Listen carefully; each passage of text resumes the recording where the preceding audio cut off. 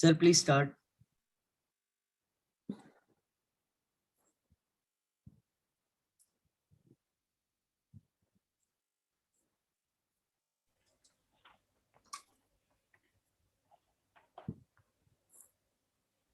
Hello. May I know that Dr. Simran Singh is there? Yes, Dr. Gurjar, I'm there. I've just joined. Thanks, madam. Good morning to you. Good morning to all. And today is the last day of the our critical year 2021, and this is your hall Sanjeevani. And for this first session about the plenary, Madam Dr. Simran Singh will be chairperson, and she would take over from here and introduce all the speakers. Thank you, madam. Good morning. Thank you.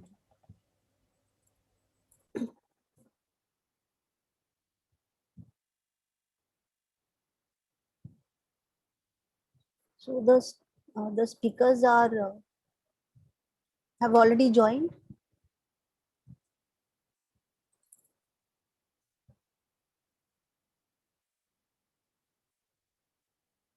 Ma'am, speakers are not joined. Please start.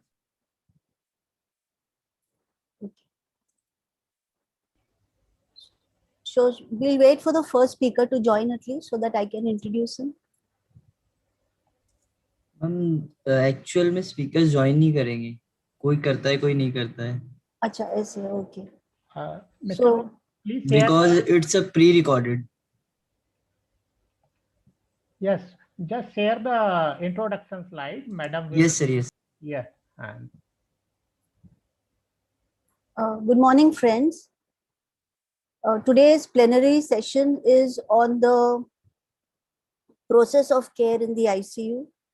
And our first speaker for this morning is Dr. Ashish Bhalla. He is the Professor of Internal Medicine at Postgraduate Institution of Medical Education and Research at Chandigarh. He is also the President, Asia Pacific Association of Medical Toxicology. Dr. Ashish Bhalla.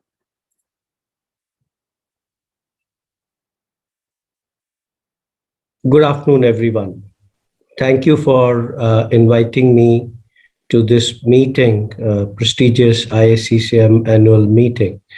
In this plenary session, the task which has been allocated to me is the topic of how do we conduct a perfect medical round.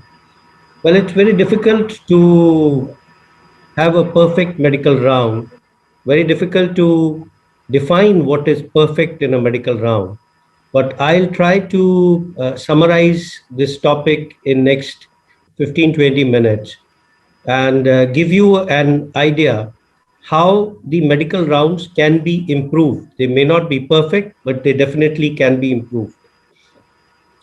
Now, this gentleman here is Sir William Osler, and he, along with his three more friends, started the John Hopkins Hospital. And there he is credited with many ones, and he is the one who's been credited for taking the doctors to the patient, their bedside, teaching them the clinical methods. There are very many discoveries which have been there, very many signs which have been named after him. So he is the gentleman, and he said something which is relevant even today. And this is, I quote Sir William Osler, is it is much more important to know what sort of a patient has a disease than what sort of a disease a patient has. Now, this is a very important sentence, and we need to understand that rather than knowing the disease or finding out about a disease a patient is suffering from, we need to know a lot more about the patient, that why did he end up acquiring that infection or that disease, and what made him predisposed to this, so that we can prevent it in many more patients. So more than knowing about the disease a patient is suffering from, it is important to know the patient characteristics so that you can have a red alert whenever you have a patient coming in with a similar profile. Now, this is what he's credited with. If you see here on your left-hand side, you will find that a lot of young budding doctors, they are sitting in the classroom. Sir William Osler is standing here. There's a patient on the trolley, and he's demonstrating or trying to tell or talk to them and enlighten them about the patient's condition.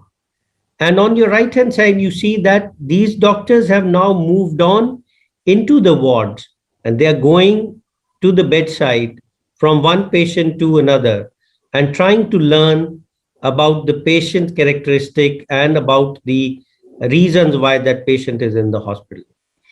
Why is it called a round? Is again an important thing is that the old hospital wards were circular in shape with the nursing station in the center.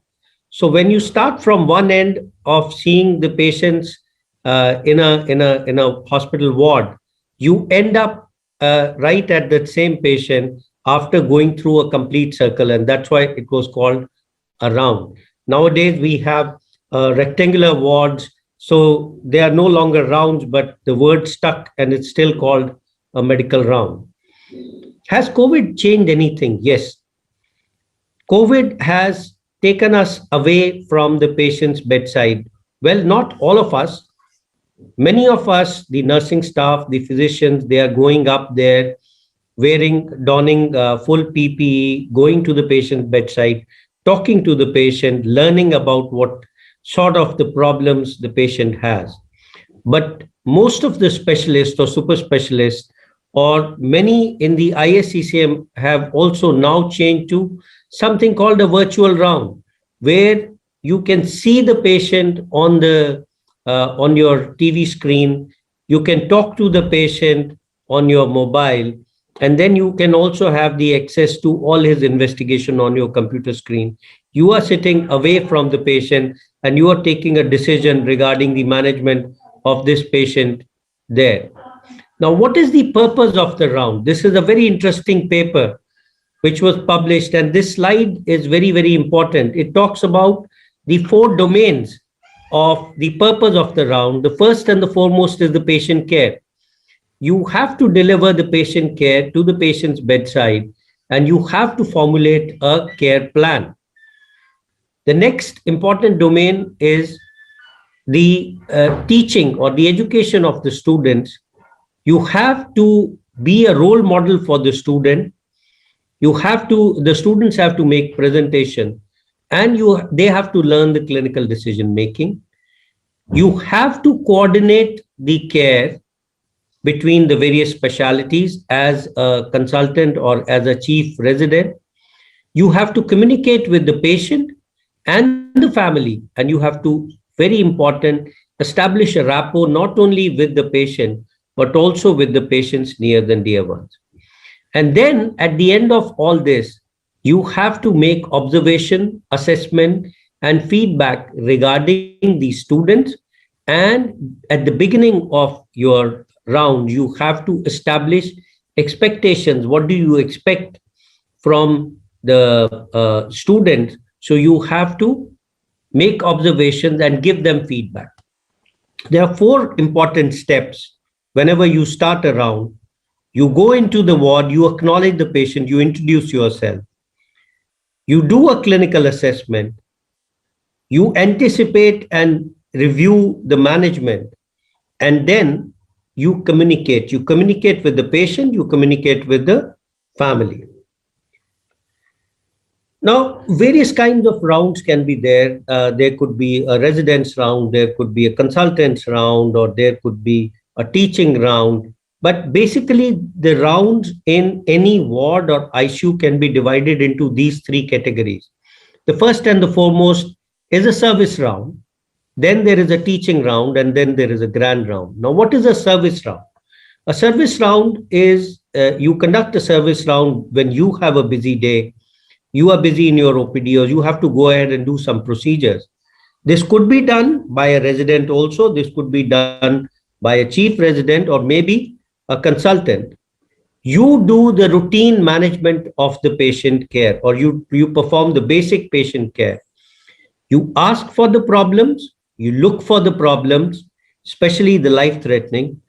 You look at the reports which have been there in last 1 or 2 days and act accordingly.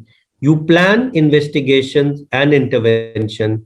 You leave instructions with the ward nurses or the residents, and later on you follow up.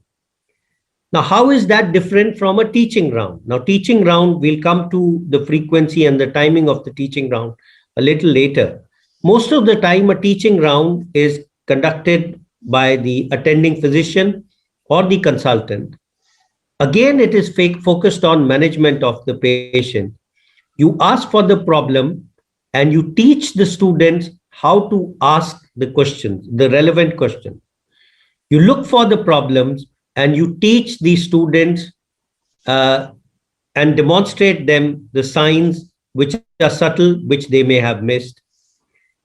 You evaluate, check the reports, and you explain and discuss the results with the students as it is being done here.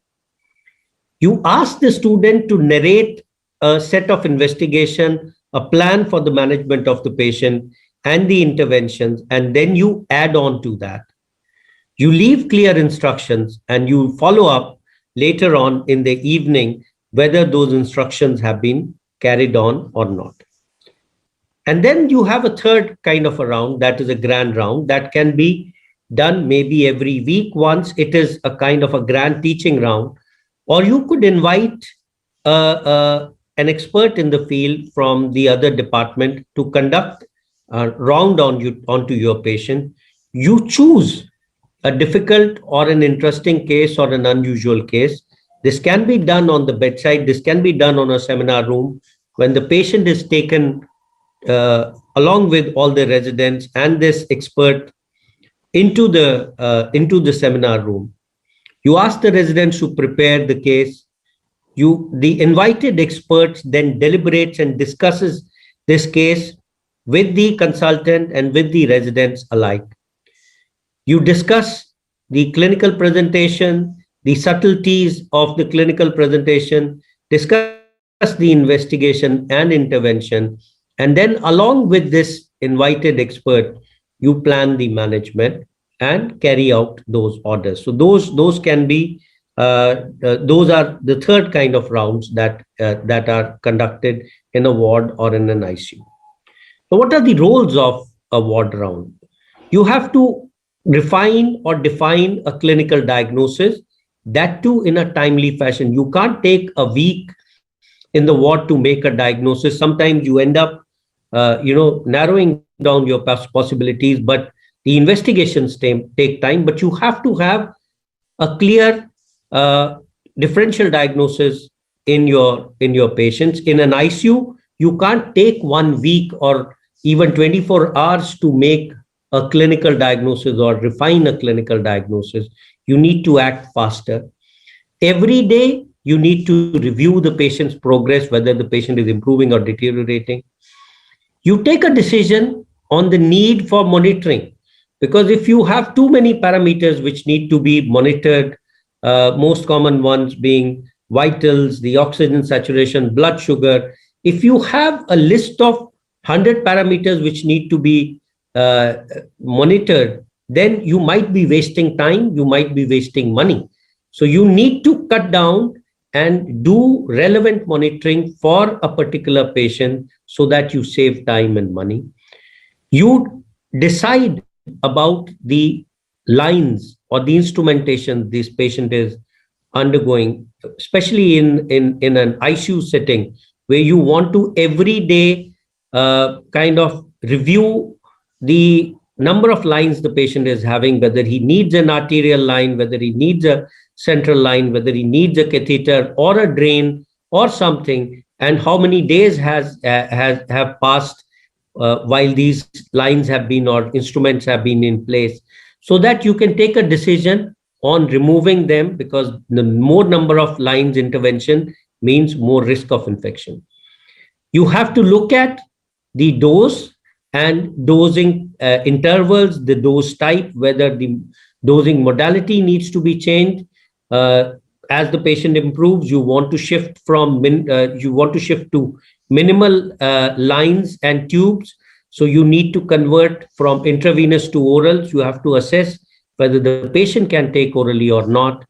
Decision on the extent of care a person needs, and also the appropriate decision on the futility of the monitoring, the futility of the treatment. This is a tricky question or tricky situation where you need to question the futility of a particular treatment modality which you have been carrying out.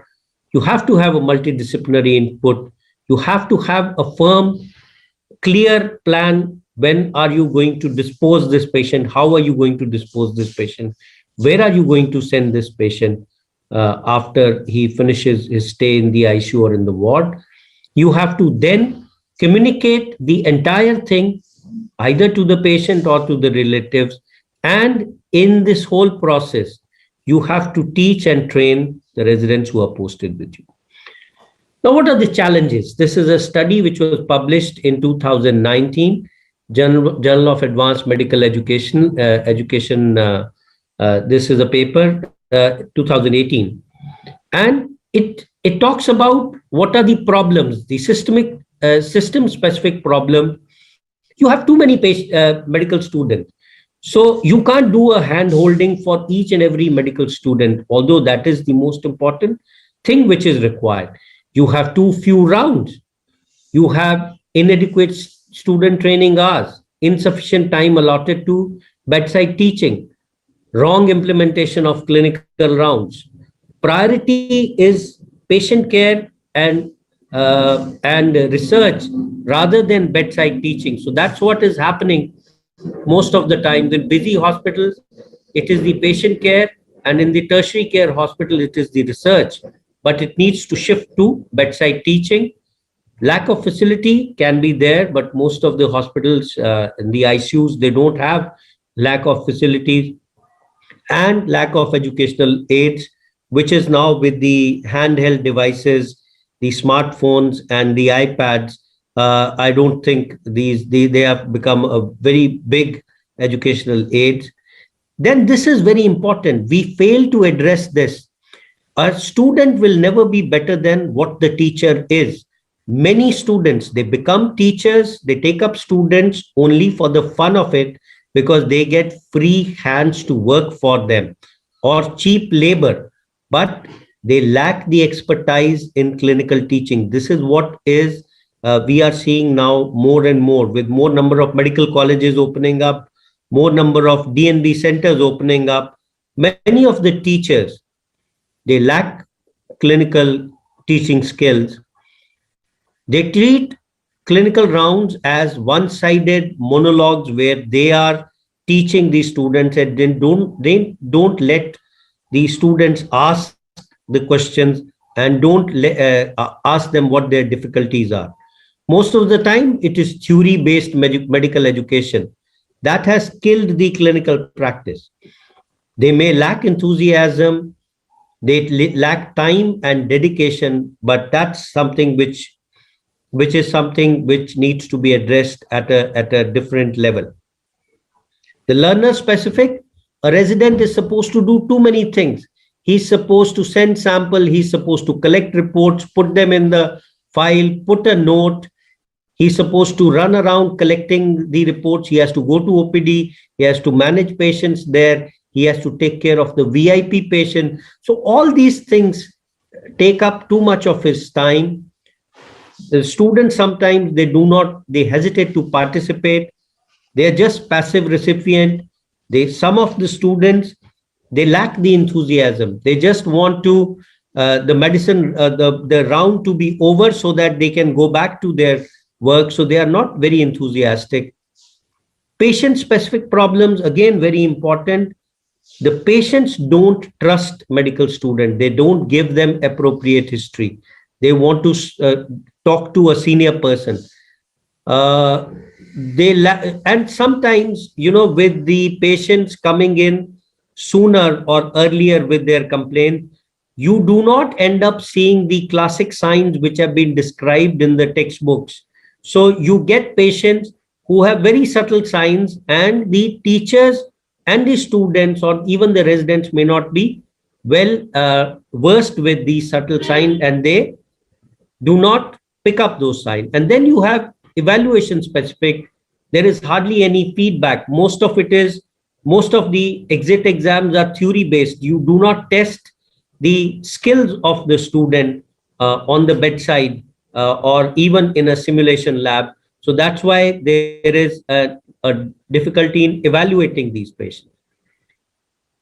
So what a teacher says and what you feel or what you perceive may be exactly different. So you need to read between the lines, or be more careful when you are being told something by a consultant or a chief resident. What is the successful formula? You combine patient care with teaching. You stimulate the trainees, and while transmitting the up-to-date factual information, you have to do it in a much more engaging manner.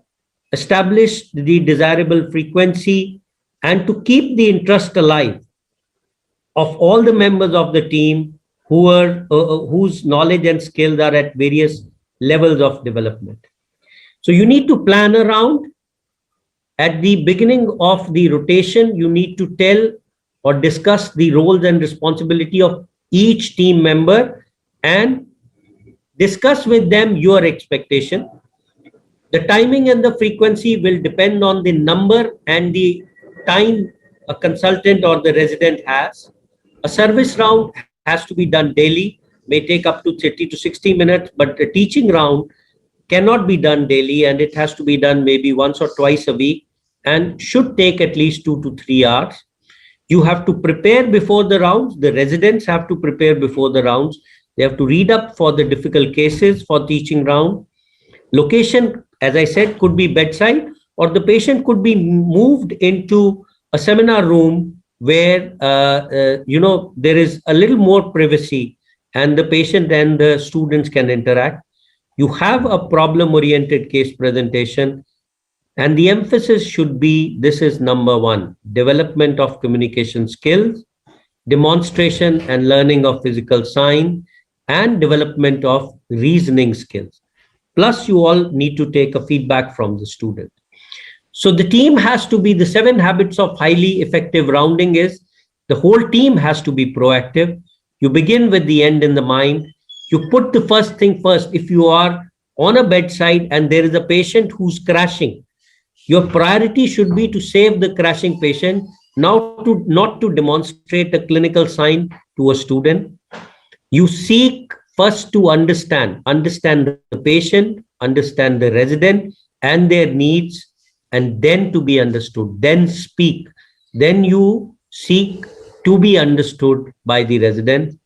You have to synergize in a manner that everyone participates, and you have to get the feedback and improve, like sharpening a knife or a saw. You ensure that the surroundings, when you are conducting the rounds, there is appropriate light, there is comfortable surrounding. Always ask for the permission of getting the residents and the student to a patient's bedside. Introduce yourself. You look at the attire. Most of the time, the residents who are coming into the ward, they're shabbily dressed, they haven't shaved, they haven't, have their haircuts. They look shabby, and the patients are not very comfortable talking in front of this group of shabby or hippie-like students. You have to have good communication skill, and you have to be at your best behavior when you are on the round.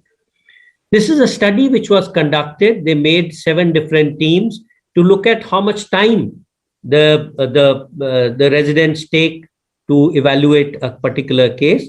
In this team, which is led by a chief physician, that is team 1, and team 2 is led by a resident physician, you'll see the time taken. The average time taken by team 1 is 27 minutes, nearly half an hour to evaluate 2 cases, and the resident-led team is 20 minutes, whereas it should be the other way around. However, if you look at the type of cases, if you have a case of an anaphylactic reaction where the substance is known, the presentation is known, and it's a known complication of exposure to a particular substance, you don't take too much time. But where you have a case of fever of unknown origin, which requires an extensive evaluation, extensive bedside discussion, you may take up to 14 to 15 minutes. So this is another study where they say that overall average time per patient should be anywhere between 10 to 15 minutes. And if you have a checklist with you, then you can save or modulate some time. Now, this is a very interesting sheet of paper. I think every file should have this sheet on every round. You have to write the patient's detail, and you have to write what was the preparatory discussion, what was the consultant, what did you ask, what was the focus examination, was there any pain, was there any other complication, did you look for DVT prophylaxis, did you check the wound and drain, was the nurse present at the bedside, then have you looked at all the charts, what has been the planning, what is the expected date of discharge, is there any other complication, do you all agree to future tests, do you all agree for a specialist consultation, have the notes been written, and then you sum up, and in the end, did at the end of the day you talk to the patient's relative, communicate whatever you have done. If you do all this, there is less likely chance that you will miss anything. So you have to have a pre-ward defining roles and responsibilities, ward round proper, what should the doctor be doing, what should the nurse be doing, what should be the pharmacist doing, and then you have a post-ward round where you ensure that whatever decisions, whatever the discussions have taken place in the ward, that whole thing has been carried out, has been put onto the paper, and ensure that these things are appropriately done. Does it really help? Does the ward round really help? This is a study in which 40 respondents, and if you look at the yellow things, there was a definite increase in knowledge. They knew or they learned about investigation and patient management, record keeping, teamwork, and approach to a patient. But what they did not learn about was the history taking, the actual physical examination, the communication. This is lacking most of the time, the leadership and the ethics, because if you are not leading the discussion, you do not develop the leadership skills. So during the COVID times, you have to definitely look for the safety of the healthcare workers.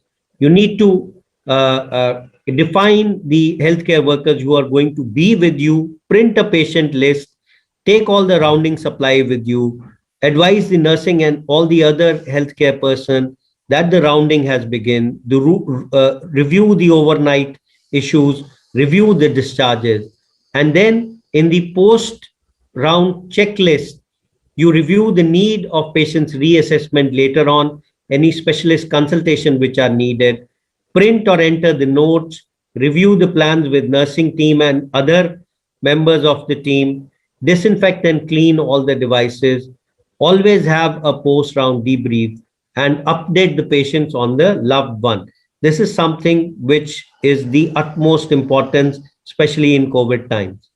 So what have the virtual rounds or COVID rounds taken away from a clinician? You may be able to see a patient on the video. You may be able to talk to the patient over the telephone, but the visual clues are missing. The smell, the feel, overall patient's perception and the physician's touch to the patient is missing through the PPE that we are wearing, or sometimes the computer screen we are looking at. So that's something which needs to come back. To run a successful round in intensive care, you have to have a standardized rounding process and communication system. There is no single optimal structure, but this line is important.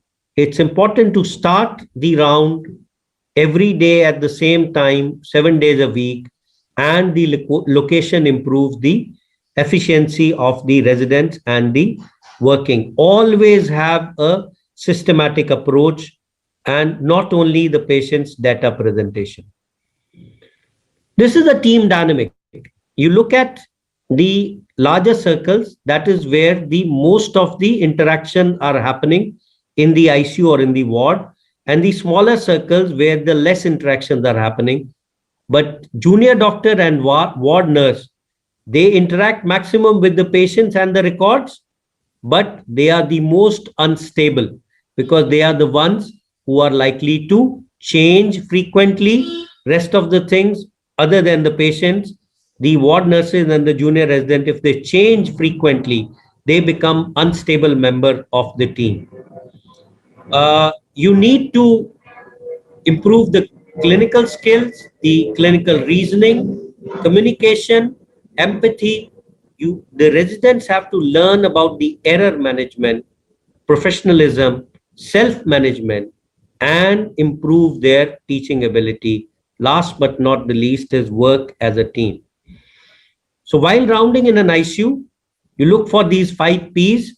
That is, always check the pain, position, potty, periphery of the patient, and look at all the pumps and the instruments which are there. If you are checking all this, you probably have satisfied your patient because you have checked that most of the things which will go wrong with them. You can always improve by improving services by innovation, managing services by appropriate health staff allocation, communicating with the patient within the group. You have to have a leader as a role model, and the role model has to be aware that he is the role model to the students, and you have to always set the targets.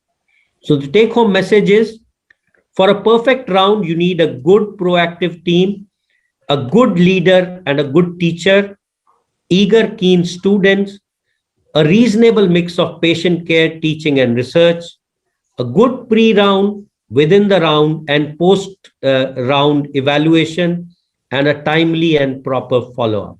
I think with this, I will end my talk and leave you with this message that in a teaching hospital, everyone has to learn the hard way, and even the patient learns the hard way that he is in a teaching hospital. Thank you very much for your patient hearing.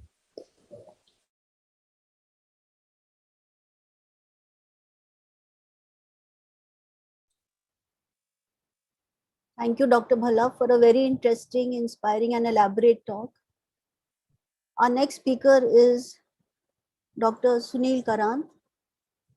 He is the Chairman of Critical Care Services, Manipal Health Enterprise, and Head of Department at Manipal Hospital in Bangalore.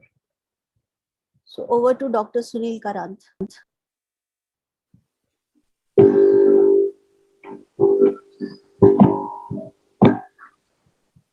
Good morning, friends. In this section on process care, I will be talking on the Basinian intensivist. How do we reconcile the evidence, experience, and the common sense of daily clinical practice? Now, what we want to achieve from clinical trials is not what we seem to be really getting. At least from the bench to the bedside, we seem to have a huge difference in what we learn from the literature and from studies, and also what we are able to put into practice at the bedside. Now, this was rightly described by Mr. Robert Matthews, who said that the great health, called it the great health facts. He said that the plain fact is that for over 7 decades now, the mathematical machine for which a mathematical machine for turning Bellany into breakthrough is what statistics is all about. And it is time to change our practice by pulling the plug on the old methods of statistics. Now, it's a fairly apt quote if you look into the fact that, as I have already explained to you, we, in the recent past, especially in critical care, seem to be struggling to convert what we learn in literature into bedside practice, because many a time the results of various studies seem to be inconclusive or are largely negative trials. So what do we expect as answer from every clinical trial is that what is the probability of this new intervention or treatment going to be beneficial, or how beneficial is it going to be for my patient at the bedside? It's a fairly logical and a practical question, and many times the answer that we obtain is, as I said, inconclusive, and many times the question remains unanswered and perhaps even throws up new questions and ends up more of a hypothesis generating study. Now, these are the problems of the conventional frequentist statistical methodology. For translation of the result from bench to bedside, it may be more appropriate to use what is called as the Bayesian methodology. And in the last 3 decades, there seem to be increasing number of studies in critical care and outside, and even in non-medical specialties for the use of Bayesian hypothesis and methodology of statistics, which seems to be more successful in giving answers. Now, what is the Bayes rule? It states that if we multiply the likelihood of the data with a known knowledge or beliefs, that's the prior probability, regarding a parameter of interest, we can produce the posterior probability of this parameter. This new probability will become part of future new prior probabilities as new data arises. In other words, in science as in real life, we need to learn from our experiences and readjust our knowledge according to the accumulation of growing information on a given subject. So what it means is that the current methodology, what we call as the frequentist statistics methodology, doesn't take into account what is the prior knowledge which is already available on that given subject, and also doesn't take into account the growing evidence which is there prior to the intervention or prior to the looking into the null hypothesis. Now, in mathematical modeling, this Bayes rule can be put into the probability of the hypothesis or data, which is probability of the data or hypothesis divided by the probability of the data into probability of hypothesis. Now, this will give us the probability of the hypothesis or data, or the posterior probability, as we would call. So it only means that the post-intervention effect will largely also depend on the prevalence or the pre-intervention availability of data and the prevalence of the disease. Now, this does make sense, isn't it? And whether this is applicable to the critical care medicine is something we will discuss over the next few slides. What is the applicability of Bayes' theorem?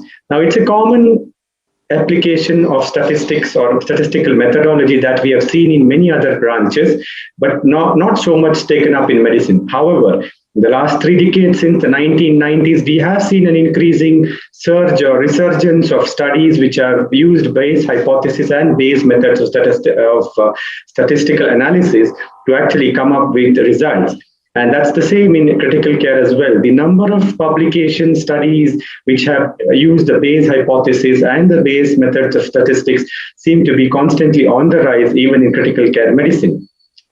Now, some of the fundamental differences between the conventional or the frequentist method and the Bayesian method is that the basic principle in conventional is the deduction, which means that we deduce a certain evidence based on a previous null hypothesis, while in Bayesian it is an induction methodology.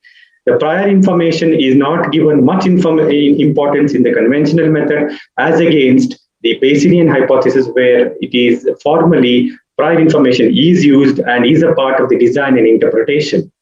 Alpha and beta errors are not useful or are not really used in the Bayesian hypothesis. The test hypothesis can be unrestricted. Samples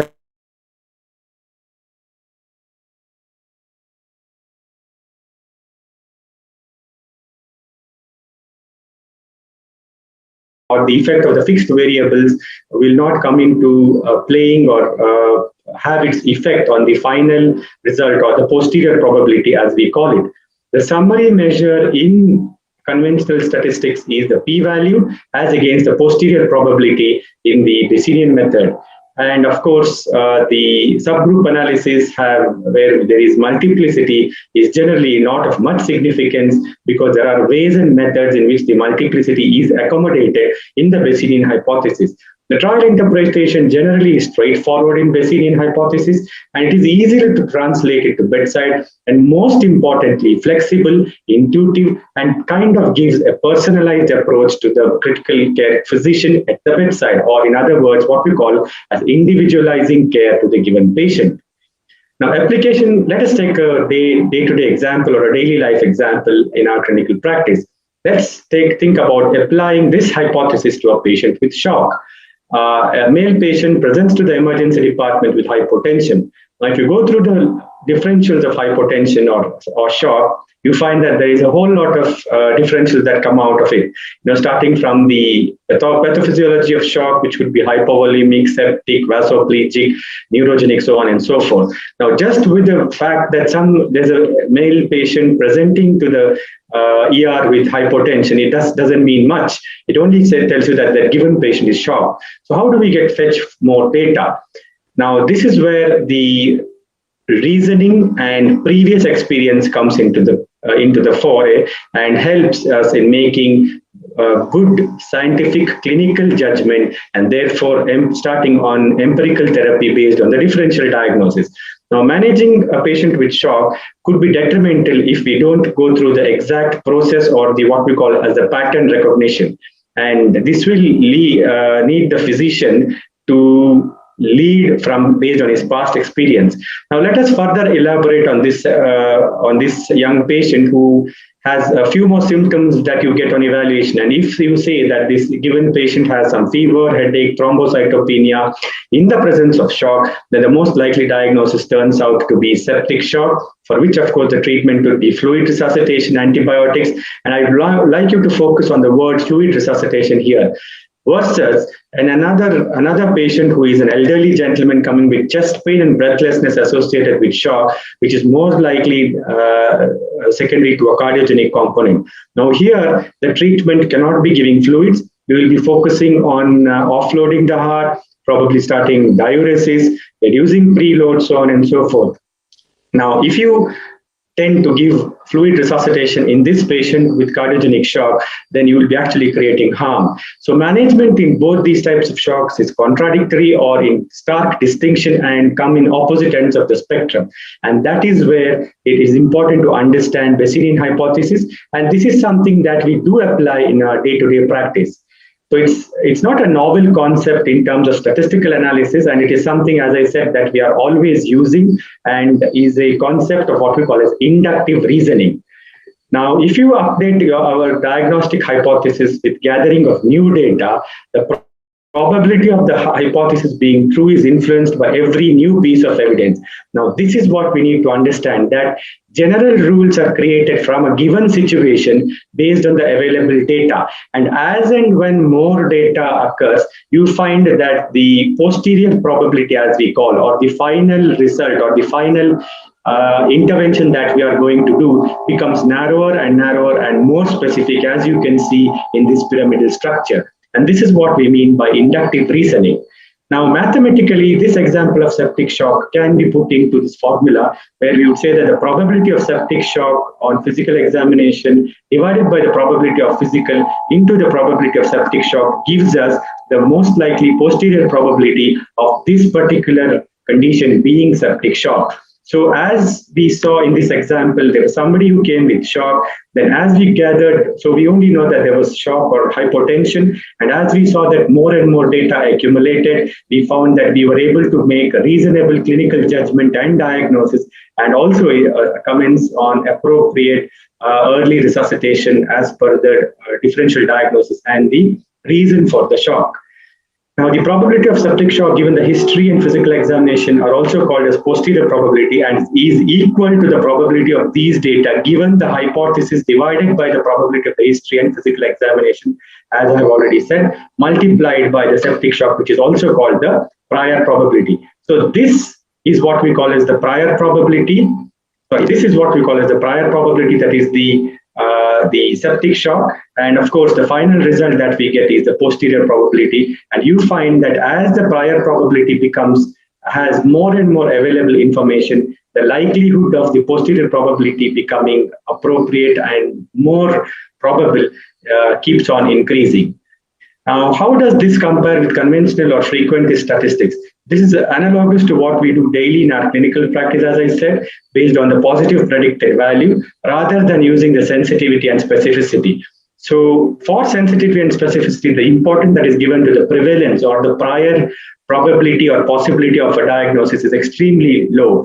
And that makes that method of statistics really not very useful, and therefore could be the reason for why most of our studies and trials end up being very, very inconclusive. Now, if you apply the positive predictive value hypothesis to the Bayesian hypothesis, this is what comes out of it, wherein you find that the possibility of the disease or test positive divided by the test positive, which becomes the prior hypothesis multiplied by the probability of the disease, will give you the posterior probability for this given positive predictive test. So without knowing the prevalence of the disease, the positive predictive value of the P and the power of the clinical trial have really limited value without knowing the prior probability of the treatment effect. So therefore, the Bayes theorem takes into account the prior insight, and I think this makes it a clinching differentiator from the conventional frequentist methodology, and therefore to assess the efficacy of the treatment given the trial result is much more practical and much more in line with the daily clinical practice.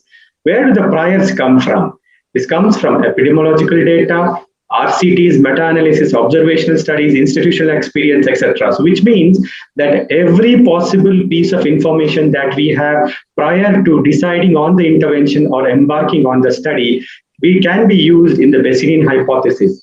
It could be a single or multiple priors, which means that there could be one or more variables, and therefore multiple priors often give the flexibility to the Bayes theorem or Bayes theory to actually make it a very flexible and an all-encompassing method of statistical analysis. Accumulating data changes the prior by offering new posteriors and helps further refining and improving our decision-making skills. Now, the priors could also come from very low levels of evidence, such as animal studies, lab data, pharmacokinetic or pharmacodynamic studies, drug effect on biomarkers, drug activity, expert opinions, and even non-informative priors. Now, to use non-informative priors, we can actually construct posteriors with the assumption that there are no priors which exist or that the prior probability is zero. There are mathematical and methodological constructing, mathematically and methodologically, it is possible to construct priors based on the degree of belief among experts as well. Of course, there is a danger of strong beliefs affecting posteriors, but it is very important to understand that even though there is a flimsiness in the initial data based on expert opinions where there could be a lot of bias, as more and more data accumulates, the posterior becomes more and more robust. And this is something that we need to understand, which is a very, very important characteristic of the Bayesian hypothesis, that the constant updating process of the priors continue to happen, and this makes the posterior prediction more and more robust, ending up in the truth or ending up in a very definitive focused intervention. The major benefit of the Bayesian approach is that all priors are explicitly derived and reported in the clinical trial with several treatment hypotheses versus a single prior leading to a single posterior hypothesis or a single posterior truth in conventional statistics. So which means that in Bayes hypothesis, every small bit of information is taken into consideration, and you find that there is a method in which there is accumulation of all these priors in various formats, and it could be a single prior which is recurrently happening, or it could be multiple priors of different variables, all put together leads to the single robust truth. Now, how do we apply this to the interpretation of clinical trials? The problem with interpretation of frequentist statistics is that you find that, say, two intensivists with similar training background and similar experience can actually interpret a given RCT in different ways. And their application at the bedside can also vary, and this therefore does not facilitate individualizing therapy on a patient's need. Now, this brings about a wide variation in practice. Now, let us take the hypothetical example of a trial of a benefit of new vasopressor based on different priors. Let us say that the type 1 error of this was 5% as against the power of about 80% to give a p-value of less than 0.05. Now, let us take the first instance here where you find that because of the prior probability that the new vasopressor works was only 5%, you find that the posterior probability on calculation or application of the Bayes hypothesis is found to be that the new vasopressor is 46% positive in all trials as against 54% of all positive trials which have a significant result despite the fact that the new vasopressor is not better.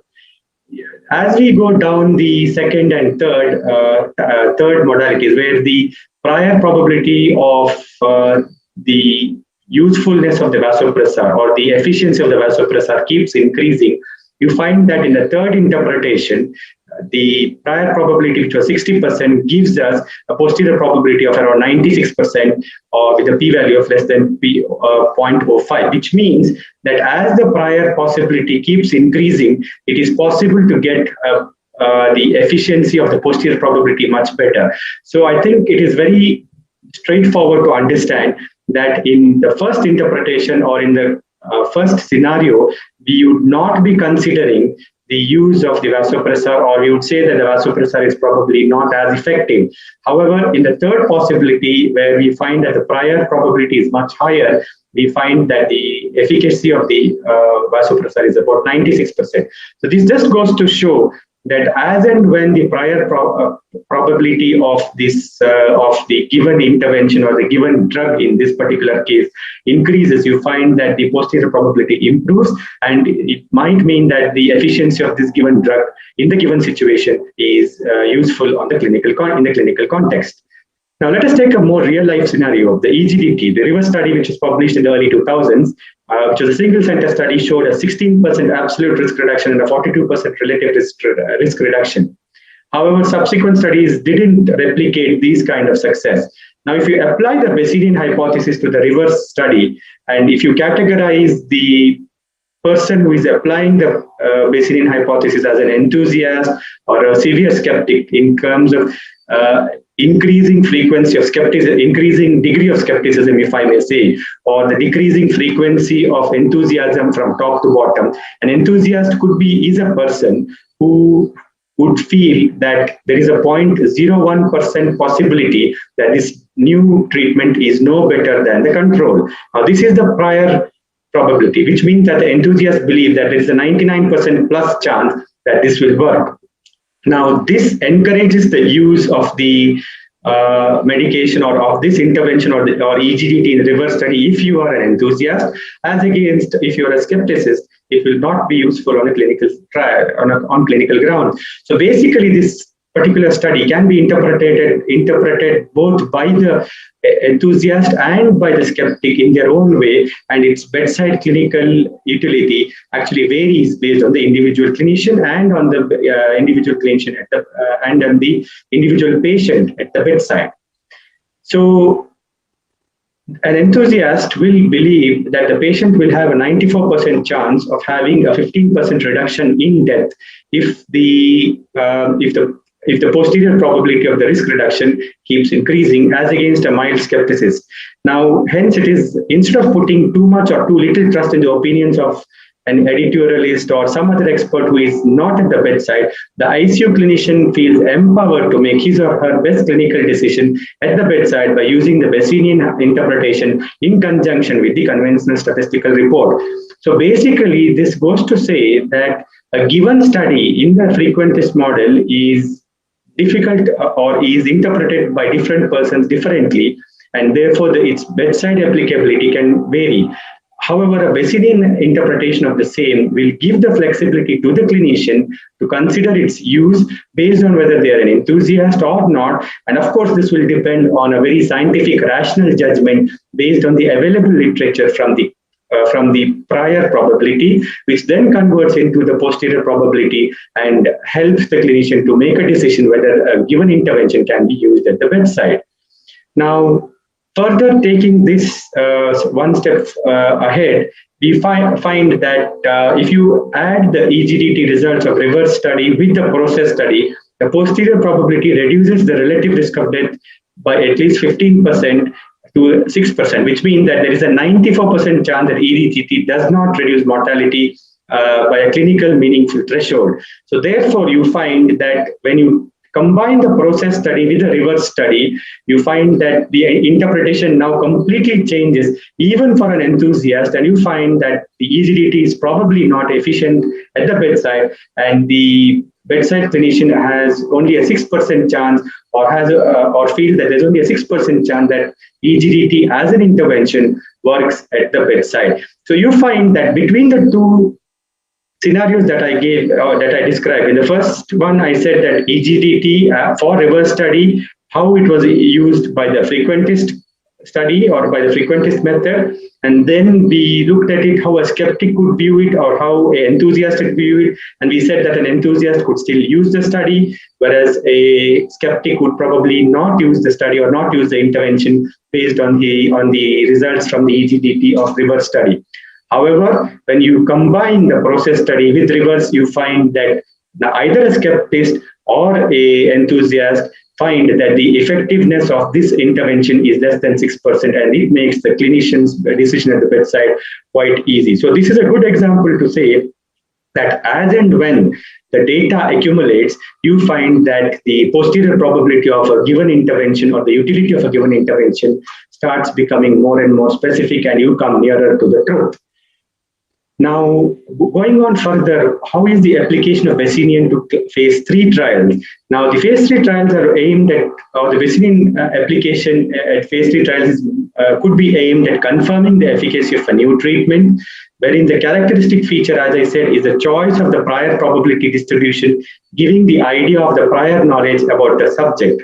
The prior distributions could be divided into 5 categories. It could be clinical priors elicited from experts, or it could be skeptical priors centered at 0 with a small probability of having a meaningful benefit, enthusiastic priors with a small probability of no beneficial effect, or which means that the enthusiastic prior believes that the intervention is highly successful, a non-informative prior that conveys as little prior information as possible, and a pragmatic base with a skeptical prior that is equivalent to an existing study with 0 difference between treatments and a sample size of 25%, the size of the planned study. So you see that in a phase 3 trial, the prior distributions varies with their level of evidence, starting from a good study to expert opinion to derivative of a good study called, where you take data from an existing study called as the pragmatic base.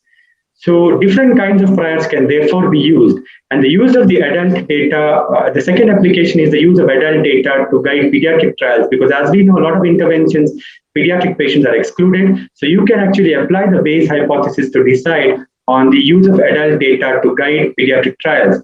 The children routinely are excluded from these trials, and therefore this method of statistical analysis or statistical methodology many a time comes to the rescue to consider certain interventions in the pediatric population. Using the Bayesian hierarchical model, it is possible to pool adult data with pediatrics, and we find that the Bayesian non-inferiority trials gives the adult data uses the adult data as the prior probability for these pediatric studies, which means that the baseline prevalence data is extrapolated from the adults, and furthermore, you can consider application or deriving the posterior probability of the usefulness of a given intervention in these phase 3 trials. We could also look at what is called as hybrid methods, where the prior probability is derived using the Bayesian hypothesis, and you can then extrapolate the analysis using the frequentist model to the pediatric patients. Now, the interim analysis needed for all are generally needed for all phase 3 trials. In a frequentist approach, we find that there could be 2 problems. One is the false positive increases. One is that the false positive increases due to repeated evaluation of the data. So if you have, say, 2 or 3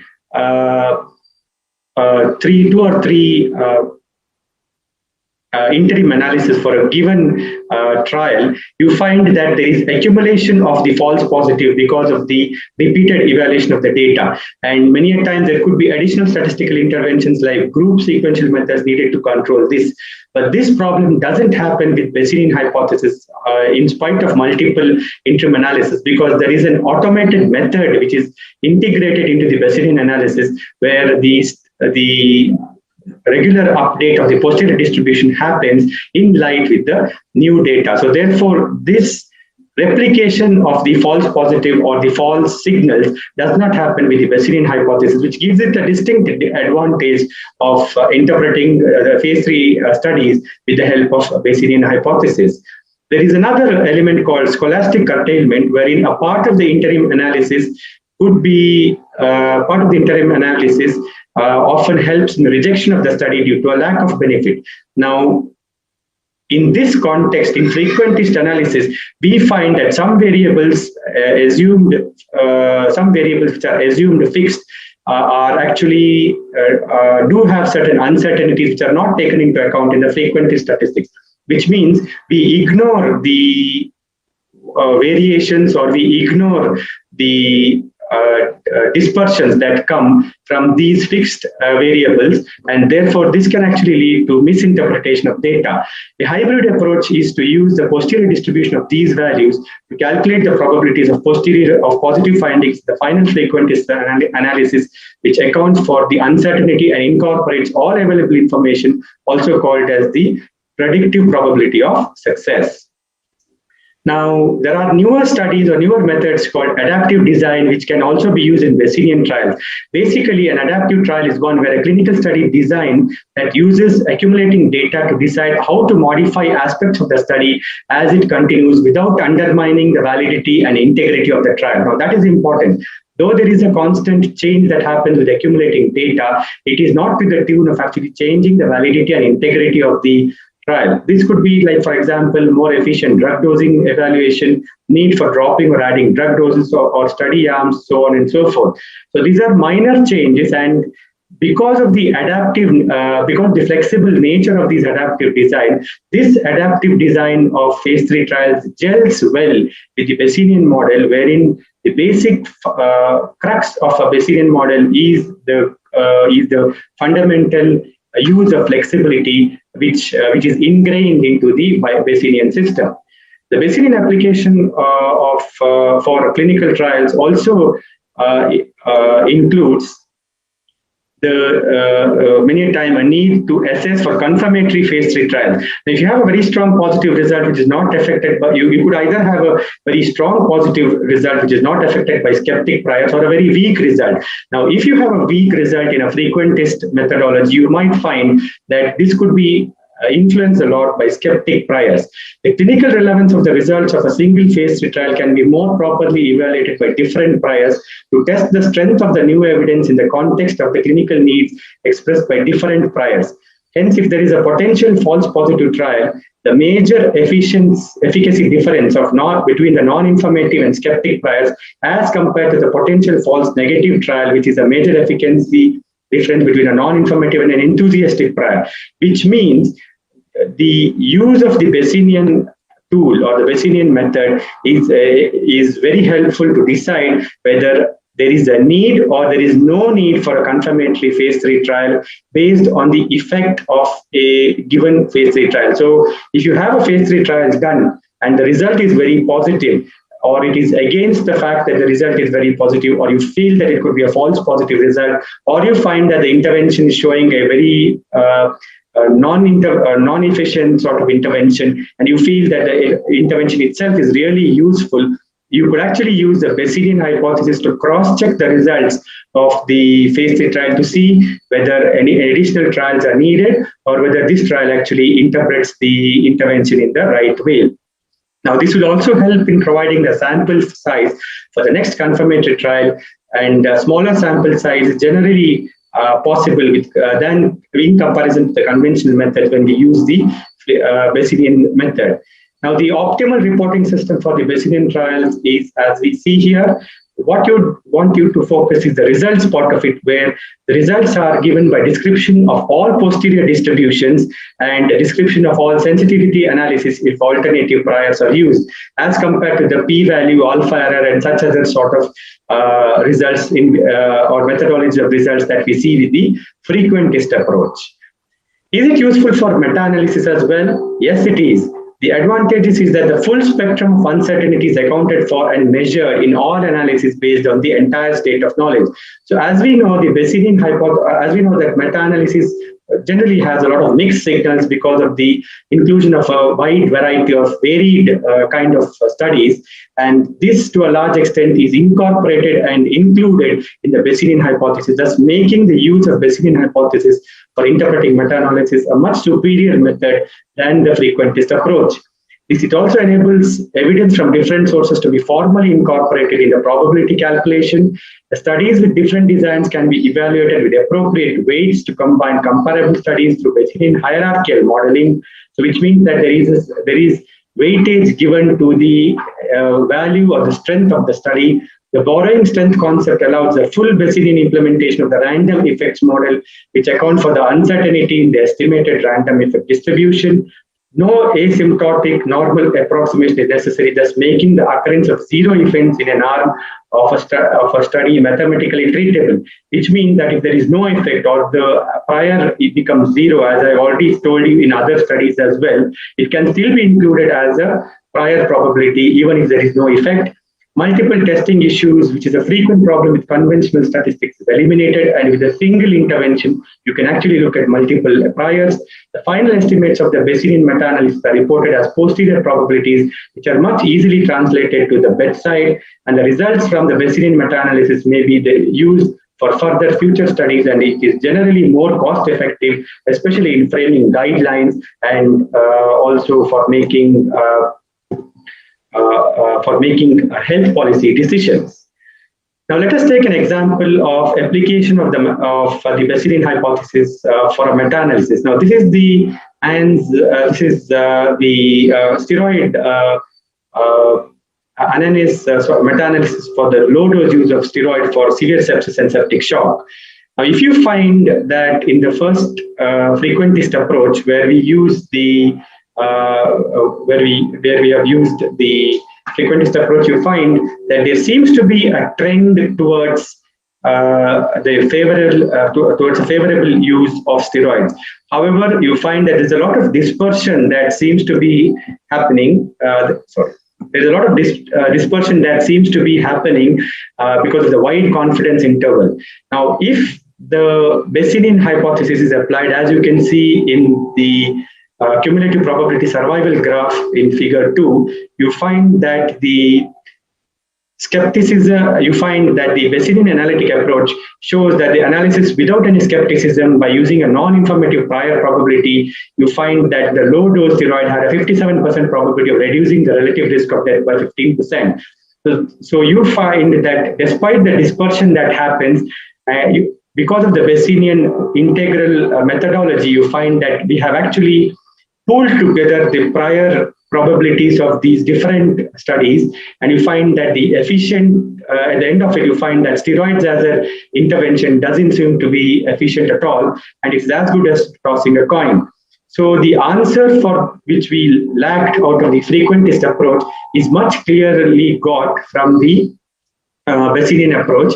And furthermore, the estimated probability would be even lower if we used a skeptic prior probability, which means, as I said, in the view of a skepticist, the prior probability is much lower, and therefore the posterior probability reduces much, much further.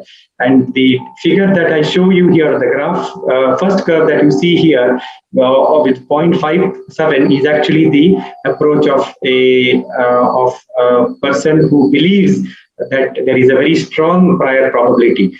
In spite of that, you find that the posterior probability is only around 50%. So therefore, this particular approach to the meta-analysis combines the prior probability or the prior belief of the given individual, clubs the meta-analysis, in the meta-analysis, the effect of the different studies, and gives us the final result.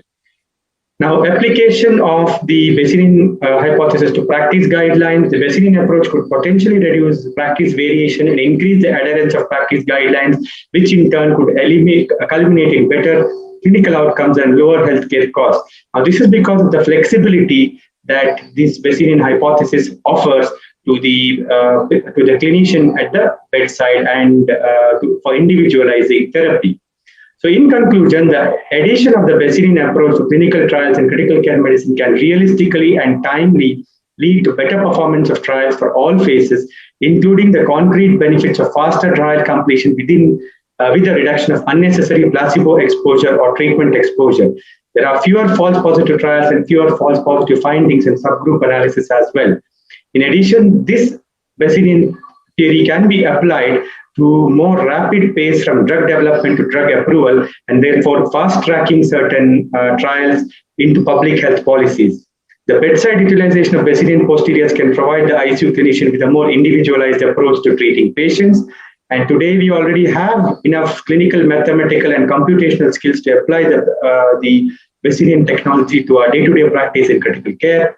I would say that the failure to do so could be like failure to recognizing the fact that we do have a better clinical research in critical care as a specialty, and if we do not use it, it would tantamount to a similar situation where we are providing less than optimal care to a critically ill patient because he or she does not know enough about a known optimal treatment.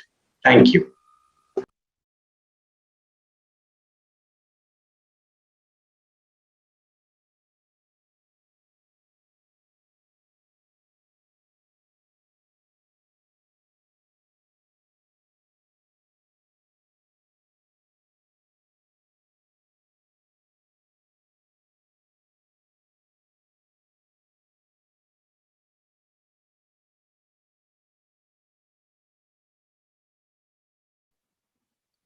Simran, you need to unmute.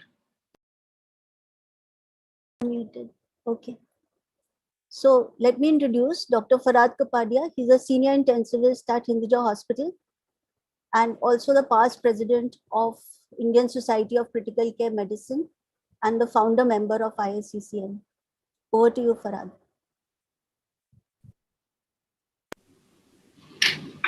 Good evening, ladies and gentlemen. This topic, thinking fast, thinking slow, has been given to me, and it's quite an interesting topic. I'm going to cover this topic in two sections. One is looking at the basic biological and behavioral aspects of how we think fast and think slow in general. And then I'm going to try to transpose those concepts to how we practice clinical and academic medicine. When I was first given this topic, my first thought, or you could say my thinking fast thought was, oh my God, what am I actually going to say? This is quite a difficult topic. It sounds a bit like sort of Baba Ramdev or Deepak Chopra kind of topic. But someone pointed out to me that a large amount of work has been done on this, including work by which has earned a Nobel Prize. So I put on my slow thinking hat and started exploring that work. And that's really what I would like to share with you. The name of the person who won the Nobel Prize is Daniel Kahneman, and he won it in economics for, though he's a psychologist, he won it in economics for thinking fast and for his work on thinking fast and thinking slow. The book is fairly complicated to read, but this is a very simplified version of it, taken partly from the book and partly from some of his talks.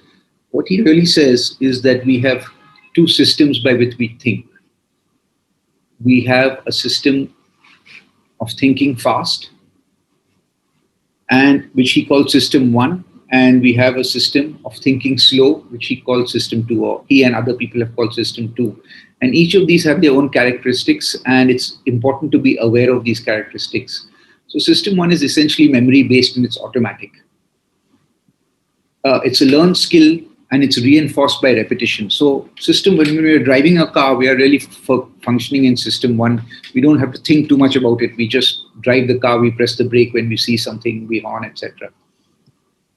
It's fast and it's reflexive, and obviously this is good because it allows us to get on and do things on a day-to-day basis. But because it has associations, we make false associations. When we connect A to B, sometimes that association is true, sometimes that association is false. And this is one of the places systems one can trip us up. The most important thing to realize is that system one is not under immediate control. So for example, if someone asks you what is 2 plus 2, you'll say 4 without really thinking about it. Or someone asks you what is 5 into 5, you'll say 25 without really thinking about it. It's a direct reflex, almost like the knee-jerk reflex. It just comes out. We cannot control what we say. We just say 4 by automatically. And almost all our behavior and decisions is guided by system one. It is associated with what Daniel Kahneman has called cognitive ease. It's easy to do. It's not hard to do. And because of this, we get a subjective confidence feeling. We are confident about our decision or our behavior. We have a feeling of confidence when we act through system one. And this system of confidence can lead to serious error. And this is what we need to be aware of. As against that, system two is much more deliberative, much more effortful. It's like when you first learn to drive a car, you've got to sort of think your way in every step, how to change the gear, when to press the clutch, how to brake, etc. It's relatively slow, and we do have some control over the process. And this system two slowly starts changing a few of the decisions made by system one. However, it is associated with cognitive strain. We have to concentrate while we do this. Most of us can do 2 into 2 or 5 into 5 and multitask with something else. But if we ask to do, say, 265 into 18 divided by 6, we'll have to stop doing whatever else we are doing and actually have to work it out ourselves. So this is cognitive strain. It requires hard work on our part. And if we are aware of these two systems, we can sort of see a lot of our behavior for what it is. For example, Richard Feynman said, the first principle is that you must not fool yourself, and you are the easiest person to fool. The reason this saying is so true is that almost always we function in system one. And in system one, you're so confident that you can end up fooling yourself. And you can do this quite often. And the more aware we are of this, the less likely we'll fall into this mistake. So let me give you 3 examples, which will, to some extent, tax all of you all. And then the rest of the talk will be more straightforward. So the first example is a really, really well-known example. It's quoted all over the literature, which looks at this kind of behavior. And the question is the following. The sum of the cost of a bat and a ball is $1.10. The bat costs $1 more than the ball. So how much does the ball cost? Almost always, if you give a fast answer, everyone will say that the ball costs 10 cents. This is the fast, intuitive, and easy answer, but it happens to be wrong. For those of you who are watching this in record, you can pause and try to give the correct answer, or we can just go forward. We can use a system 2 approach to this, which is slow, deliberative, and difficult. We'll note that if the ball costs 10 cents, it is only 90 cents less than the bat. So this obvious answer can't be right. So we have to get on and do the maths. So we can say that the sum of the bat and the ball is $1.10 or 110 cents. And the difference between the bat and the ball is 100. So we can add up these 2 equations. So we can say 2 bats plus 0 ball equals 210. And therefore 1 bat equals 105. So that means the ball equals 5. Clearly, this is a less simple way of doing it. But we'll always end up with the right answer.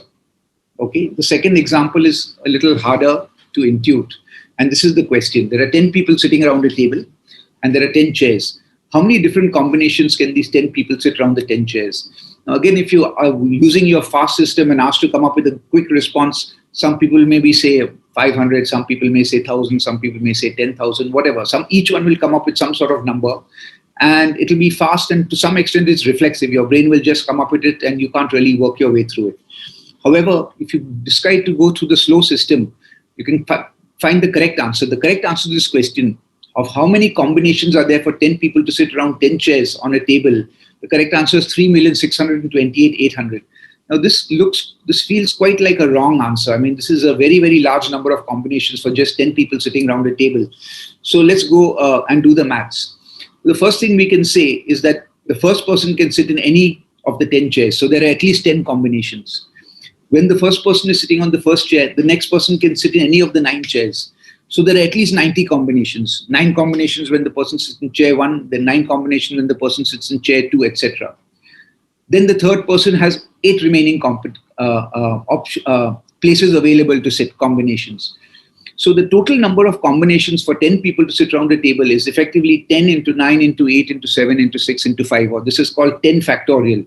And the correct answer is therefore 3,628,800. and 800. Once again, you can see that the fast system will give us some sort of hazy answer, but the slow system is actually quite hard work. We really have to struggle with this before we can come up with an answer. And the third one is even more difficult to really intuit. It's a very well-known example, and it's called the birthday paradox. The question goes as follows. There's this football field, and on this football field, there are 23 players. There are 22 players, one in each, and one referee or one umpire.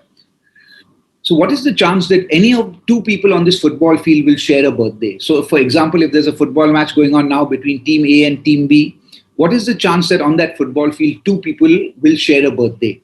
Now, if we go to system 1, most of us will say maybe it's 1 in 10 or maybe 1 in 50 or maybe 1 in 100. We'll sort of come up with some answer. And once again, the brain will just come up with an answer. We really don't have too much control about it. However, if we go to system 2, we get a very different answer. We get a 50%. This is again quite a mind-boggling sort of number. Every time two teams are playing football and there's one referee, there's a 50% chance that two people will share a birthday. Now, how did we get to this conclusion? Okay, so we can do the math sort of in a slightly complicated way, so you'll just have to bear with me. We can ask the question, what is the chance of two people not sharing a birthday? So if the chance of two people not sharing a birthday is say 80%, then we can say the chance of two people sharing a birthday is 20%. Now, the first person can have a birthday any time of the year. So the number is 365 over 365.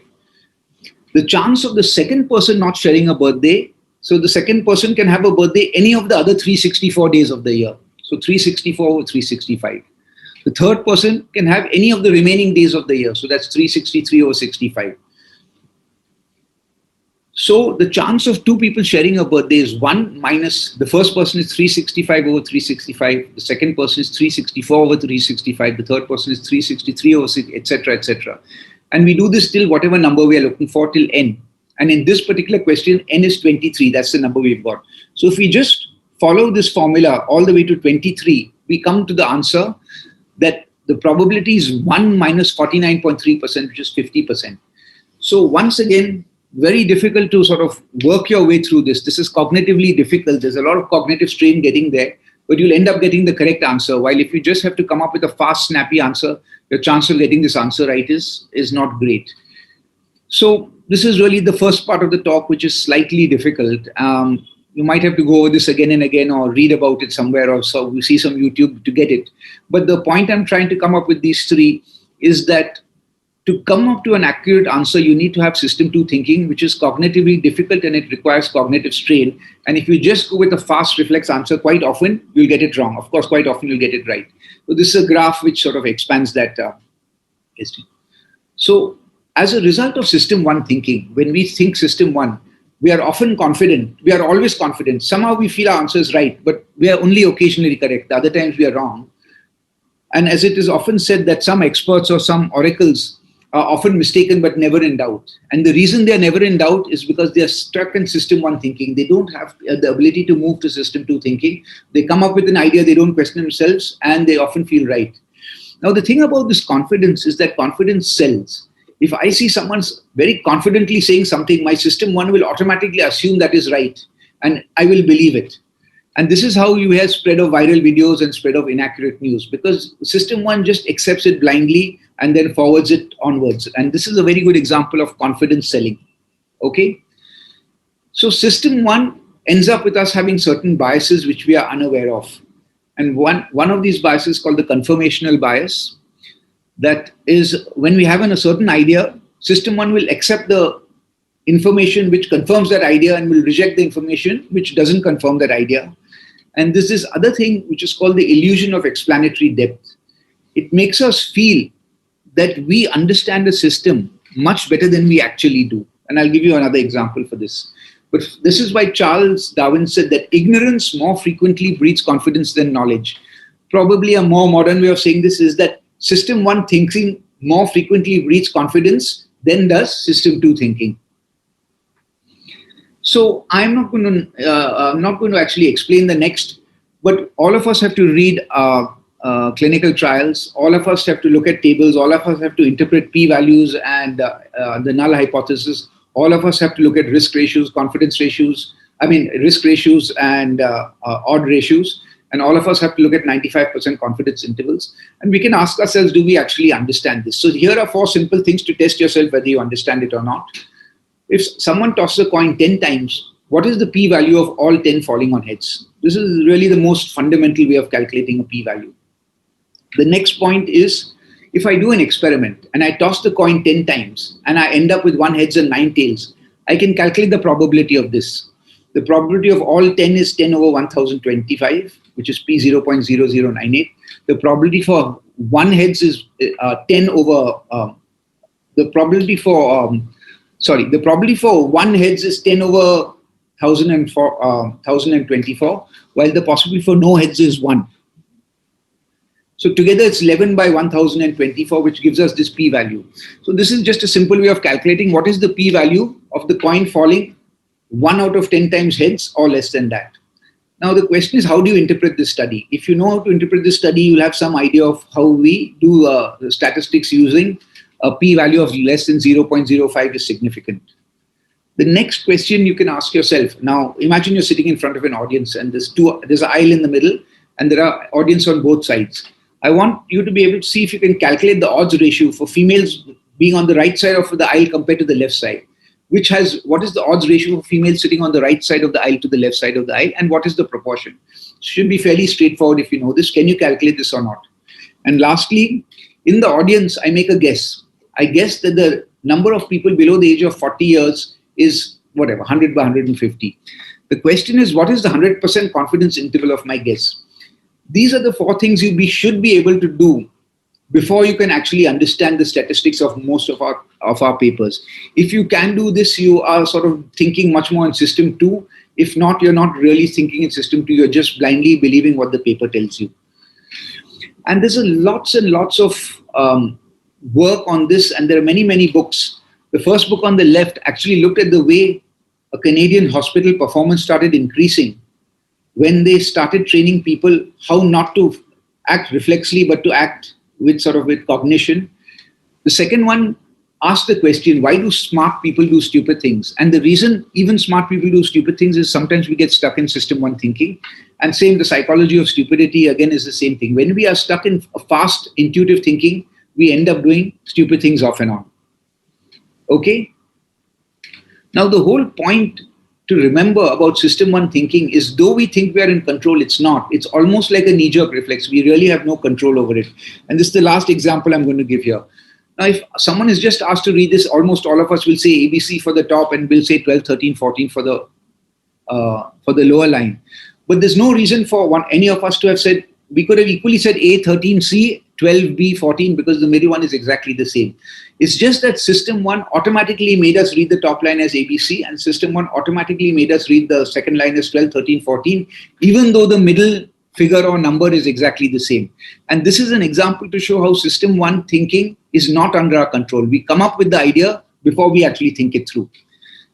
Now, how can we translate these thoughts of sort of psychology and behavior to our clinical practice and to our academic medical practice?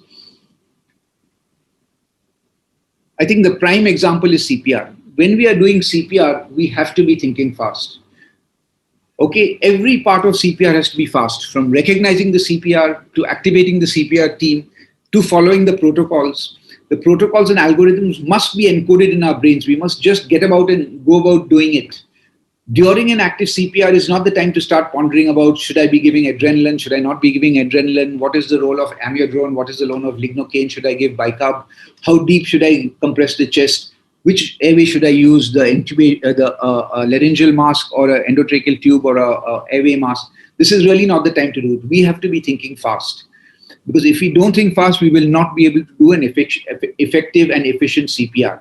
But if we only think fast, we will be stuck. We will only be practicing the CPR we initially learned. So between episodes of CPR, we have to think slow.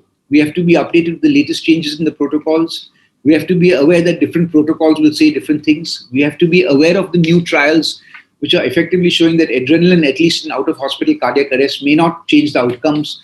Similarly, a trial showing lignocaine, amiodarone, etc., have not really benefited clinical outcomes.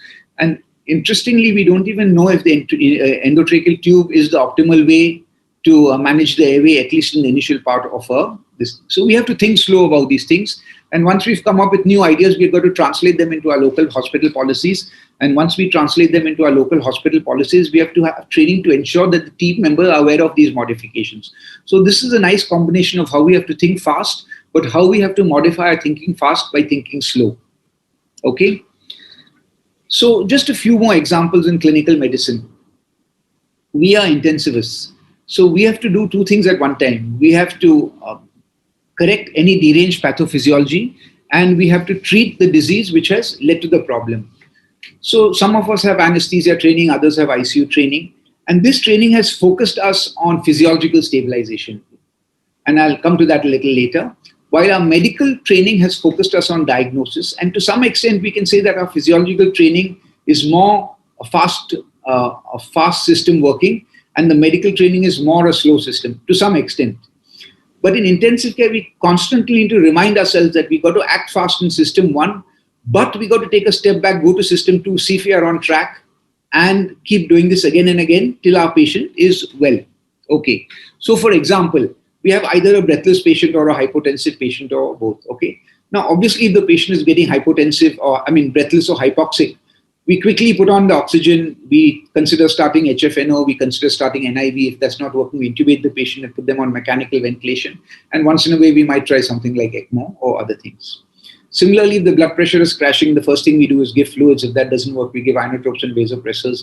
And if that doesn't work, we could consider other things like intra-aortic counterpulsation balloon or ECMO once again.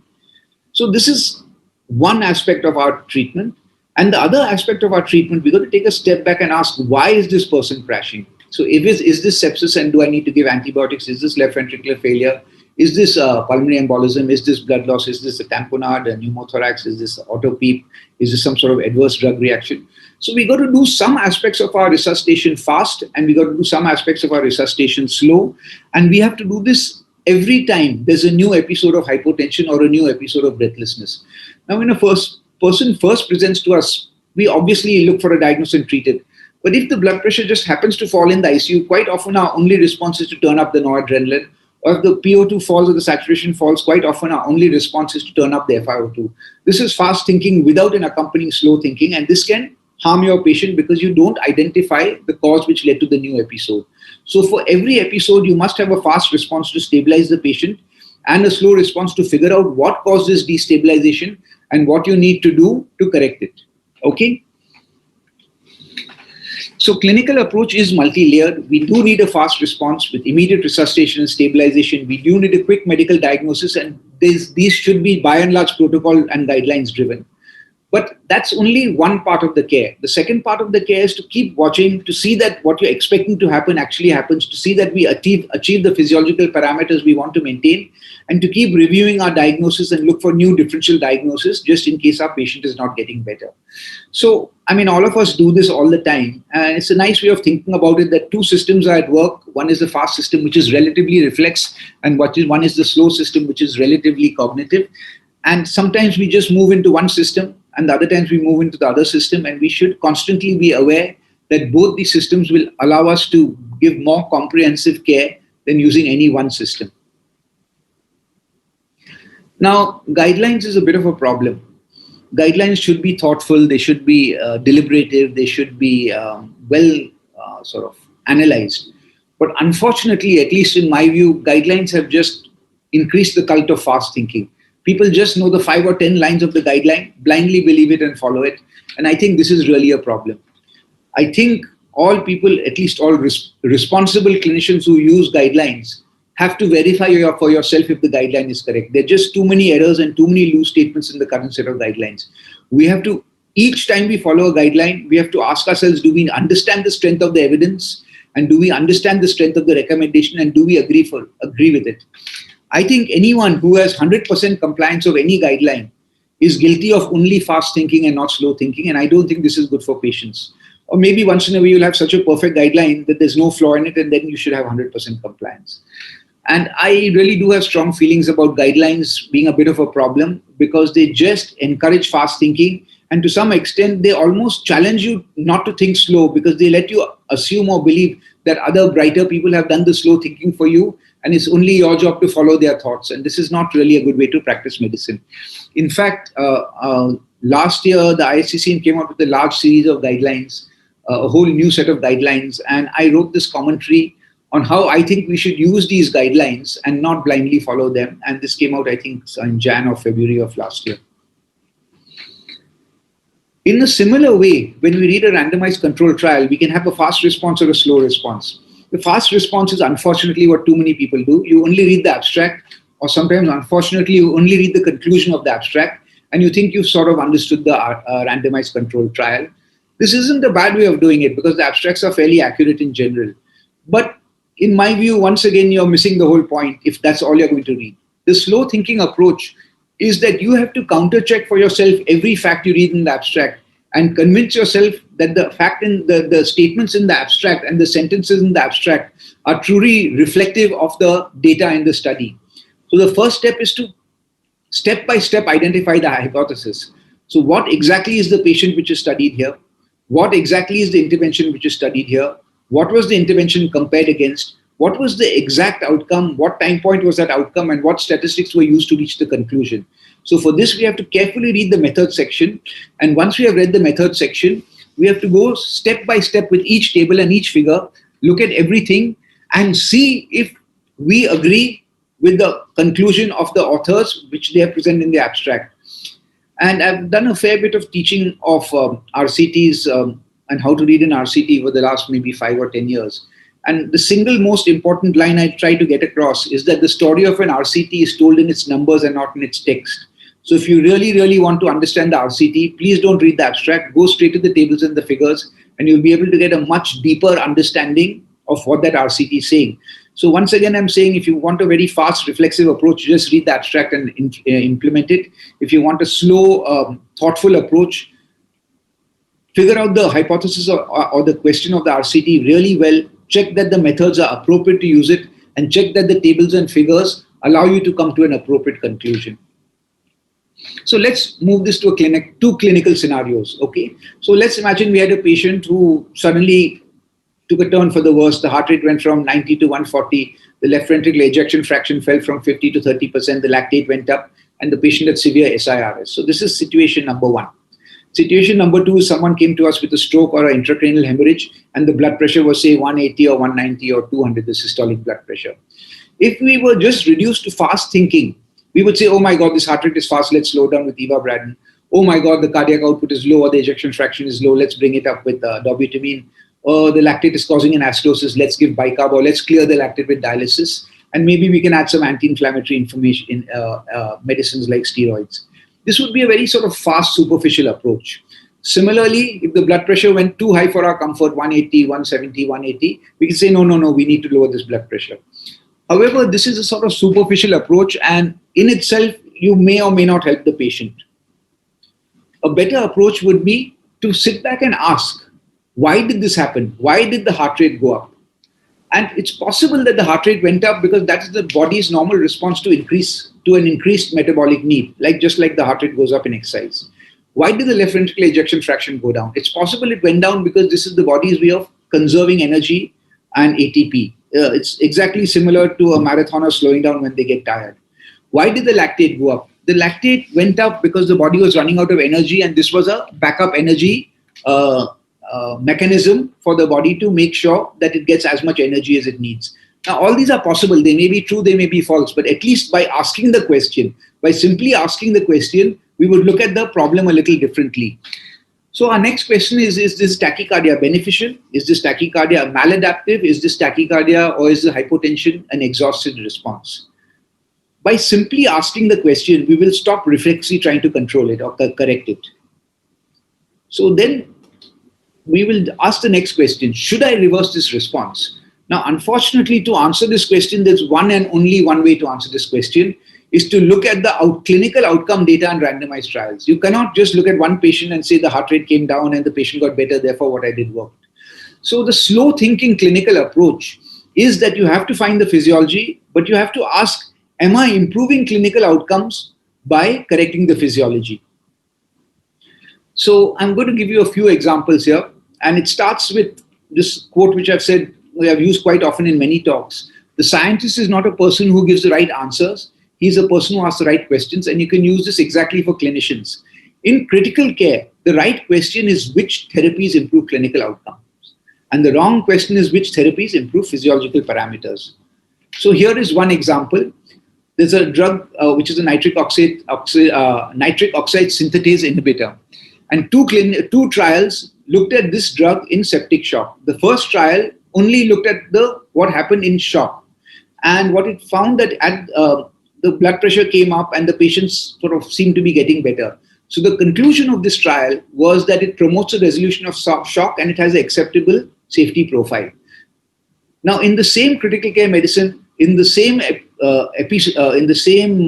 issue, the second trial looked at exactly the same thing, but it asked a different question. It didn't ask, did the patient get better? Did the shock get better? It asked, what happened to these patients at the end of 28 days? Were they alive or dead?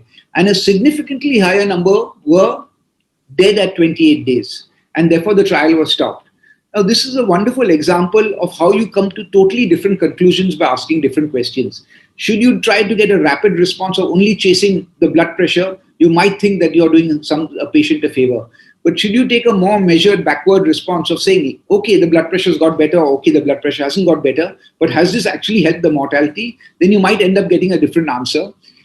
And so we do have to think fast in the ICU. We have to control the vital parameters. We have to control the hemodynamics. We have to get our ventilatory parameters right. We have to optimize our laboratory investigations, our imaging, our scoring systems. But that in itself is not enough.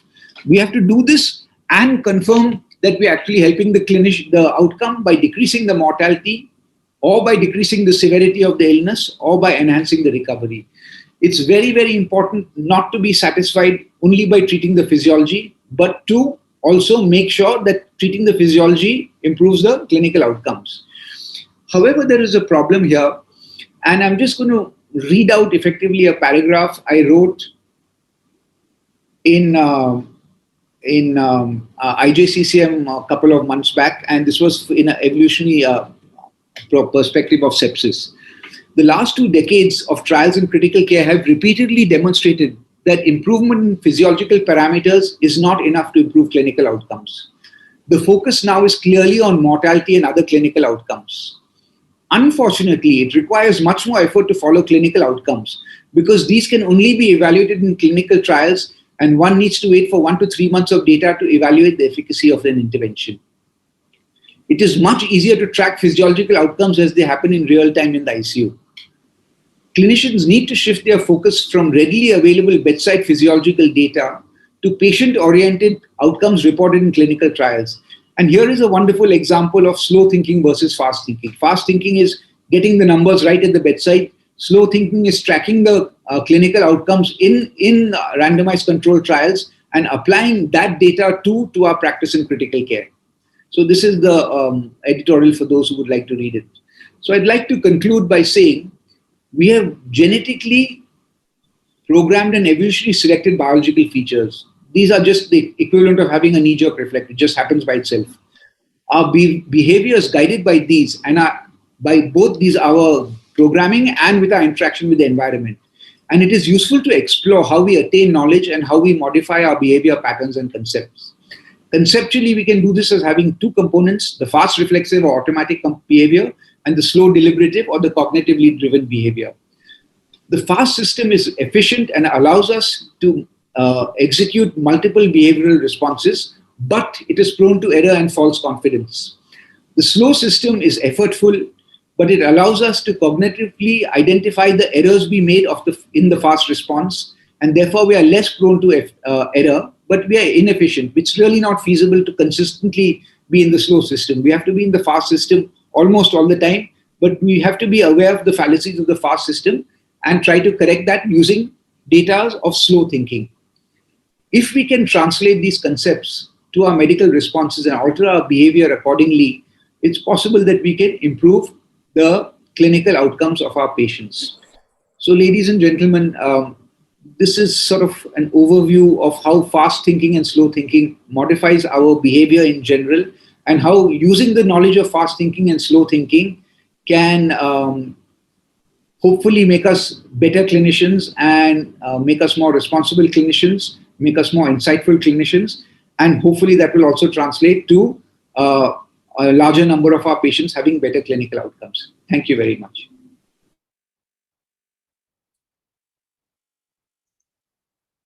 Thank you, Farad, for this very thought-provoking lecture. I would now like to welcome our last speaker for this session.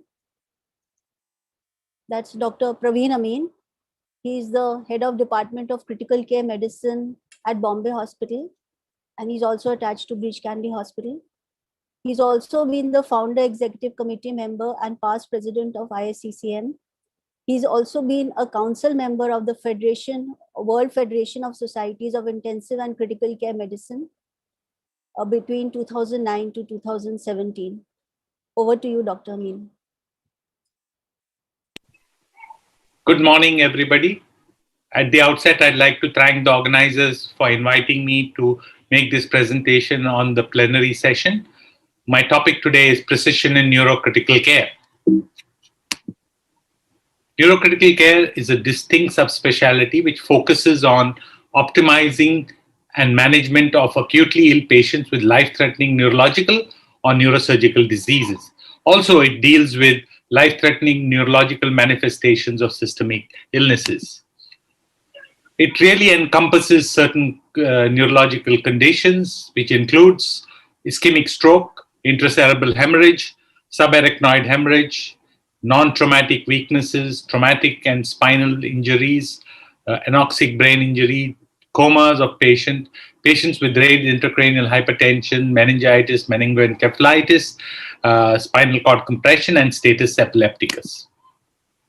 Now, this is the current status across the world, deaths from stroke. And deaths from stroke is one of the important causes of mortality across the world. As you can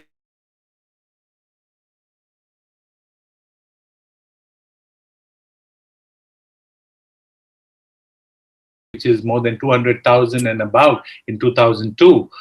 India falls in that category where it's high mortality. In the US also, a person dies every 3 minutes from stroke. Worldwide, 3 million people to 2.5 million people die from stroke every year. As you can see, stroke forms nearly 10% of deaths in patients across the world.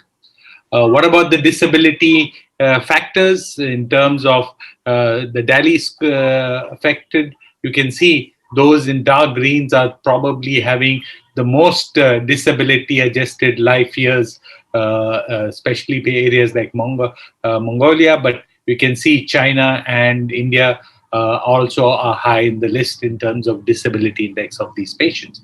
So this is the WHO data, which actually tells you the degree of disability that one can encounter. Now, this is just to give you a perspective of what the estimates of global stroke is, and this was published in 2012. As you can see, in India, there's prevalence is 90 to 222 per 100,000 patients, and there are nearly 100,000 deaths in this particular year. And look at the disability index in these patients, the life years, disability, the adjusted life years in these patients. So you have about 28 to 38-day case fatality ranges from 18 to 41% in India. There are a lot of registries in India across the northern part, the western, eastern, and the southern part. The good amount of data which has been published over the years telling you the incidence and the mortality which is related to stroke, and this is seen both in urban and rural areas, and across various states. Publications have told us the incidences in our part of the world. Pretty good data which one can refer to as a kind of epidemiological data which one can refer to. And this is the annual incidence of stroke which was published in Kolkata, Mumbai, and Trivandrum. As you can see, the crude prevalence is about varies between 36 to 116, 145 in urban areas, and in rural areas from 13 to 124. What about the type of strokes that you tend to see? Predominantly, as you can see in the Trivandrum, Mumbai, and Bangalore database, it forms hemorrhage forms about 16 to 15%, and about 83 odd percent, 83 to 70% is ischemic stroke. However, in the Kolkata database, there were more hemorrhages, about 32%, as compared to ischemic stroke, which is about 68%. When you look at the Trivandrum data in terms of urban versus rural, there were clear differences in terms of more amount of smoking in the rural patients. There was 3 or more risk factors in the rural patients. Of course, imaging was less in the rural population, and of course, case fatality was higher in the rural population. As that's because of the lack of availability of good facilities in these areas. So this pretty well reflects what the current status in the urban and rural area of India is. And as you can see, this is the Global Burden of Disease, which was published a couple of years ago in the Lancet Global Health. What are the risk factors? As you can see, the southern and the eastern Asia areas had the higher prevalence as compared to the rest of them, and 2 northern areas, Punjab and Himachal, had a higher incidence of stroke. This is a cardiovascular disease, which includes stroke and heart disease. As you can see, most of the risk factors are dietary related: hypertension, pollution, cholesterol, smoking and tobacco chewing, presence of diabetes, and presence of obesity. What has happened over the year, the trend is there has been a decrease in mortality due to stroke. From men, it has been 5.7% down to 5%, and in women, it is 5% to 3.9%. But as you can see, the mortality is much higher in our part of the world as compared to the Western counterparts, both in UK and USA. What about road traffic accidents? It's a major cause of concern due to injuries and deaths because of injuries, which would also include head injuries in these patients. And as you can see, the road traffic accidents predominantly affect the younger population. So we tend to lose a lot of younger population in our part of the world. And predominantly, most of this are two-wheeler accidents. As you can see, 37% of this are two-wheelers. This is predominantly lack of people wearing helmets. And of course, as you can see, over the years, it has gradually increased, both in terms of the incidence of accidents as well as the mortality over the years. This is a data set from the Niman's group, where they actually looked at traumatic brain injury in the rest of India and in Karnataka, and especially in the city of Bangalore. And they looked at the mortality per 100,000 in terms of head injury related mortalities. What was the nature of injuries in this study? Predominantly cerebral concussions, contusions, skull fractures, brain hemorrhage, crush injuries, and spinal cord injuries. These were the nature of neuro. The main concern is the transportation, and this is nearly 10-15 years old. But if you see, the patients who were brought into hospital were brought by auto rickshaws. Ambulances were only about 22% of the patients were brought in with ambulances, and various other forms of transport to get in. And look at the time taken. Only 12% got in to the hospital in less than 1 hour. So our emergency medical services, some people took more than 24 hours to reach the hospital. So the emergency medical system is really lacking. But over the years, it has improved, but still insufficient. And that's why we tend to have more problems in our patients when they come into the hospital, because they may be brought in late. So how do we achieve precision in neurocritical care? We create a core group, and the core group consists of neurocritical care, good staffing, presence of good neurological, neurosurgical team. So it's very important to form these teams.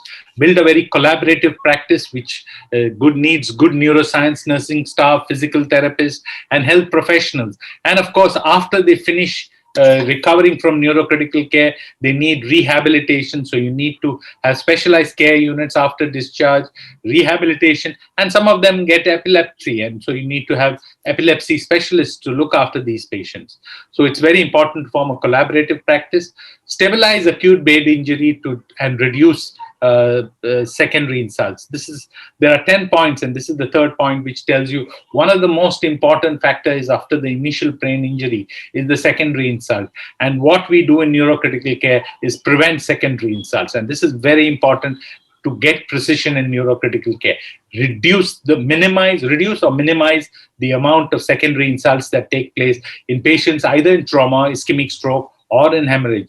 So it's very important to understand the secondary insults usually take place because raised intracranial pressure, mass effect and brain shift, and of course fever, hypotension, hypoxemia and hyperglycemia. All of these factors need to be monitored in a neurocritical care unit. Appropriate use of hyperosmolar solution and sedation and ventilation in these group of patients is very important. Recognize the importance of deterioration. So it's very important that patients who are stable need to be monitored continuously. And if there's ongoing tissue destruction and if there's ongoing injury precipitated by sepsis and other parameters, so it's important to do neurological examination, imaging and monitoring to understand when there is deterioration and act accordingly to prevent further secondary damage to the brain. It's very important that we have a good interpretation of the neuroimaging, and when we do neuromonitoring, when we use neuromonitoring tools, we must understand how to interpret this and take appropriate action when we find certain changes in these imaging and neuromonitoring inputs that we get from these patients. Consult a neurosurgeon or interventional neuroradiologist. It's very important that sometimes you may need to do a decompressive craniectomy in the middle of the night to do a mass evacuation and can salvage the patient. So it's very important that we do it. Put in a ventriculostomy when there is acute hydrocephalus. So these are things which you need to have a good team of effort with the neurosurgical team. And of course, when you have acute stroke and large vessel obstruction, you need to have clot retrieval and make certain that you treat patients who go into diffuse vasospasm following subarachnoid hemorrhage. So the role of intervention neuroradiology is very important in this setup. Remember that neurological diseases also affects other systems. You can get neurogenic pulmonary edema, stress cardiomyopathy, gastric erosions, and certain endocrinopathy which can be seen. So identify that neurological diseases will also manifest systemic complications. Identify neurosurgery emergencies elsewhere in the hospital, because as a part of the neurocritical care, you need to recognize other areas in the hospital where you can quickly act on neurological emergencies, because if time is essence and time is tissue, neurological tissue. So it's very important that we look at the quality of survival, not just survival. Trying to save a patient when there's a large infarct in the dominant hemisphere, one needs to be very one needs to look at outcomes in these particular patients. You might improve survival, but what is the quality of survival? These are all judgments that one needs to take along with your colleagues and your neurosurgical colleagues, and of course with the patient and patient relative. So end of life care is an important integral part of neurocritical care, and we need to implement this when the situation arises. Connect with the family members. Is very important to interact with family members. So these are 10 very important elements when we talk about achieving precision in neurocritical care unit.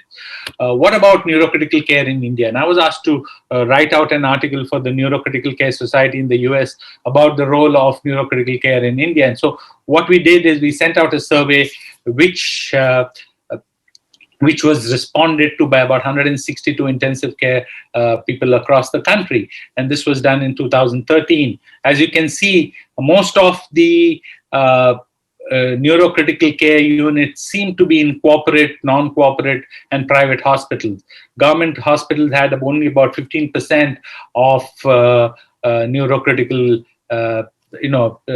neurocritical care in these group of patients. So we had about 36% who had dedicated neurocritical care, and of course, in a neurointensive care, you need for comprehensive care neuroanesthetists, neurosurgeons, intensivists, neurointensivists, neuroscience nurses, neurologists, neuroimaging, neurointerventional radiologists, and supportive staff.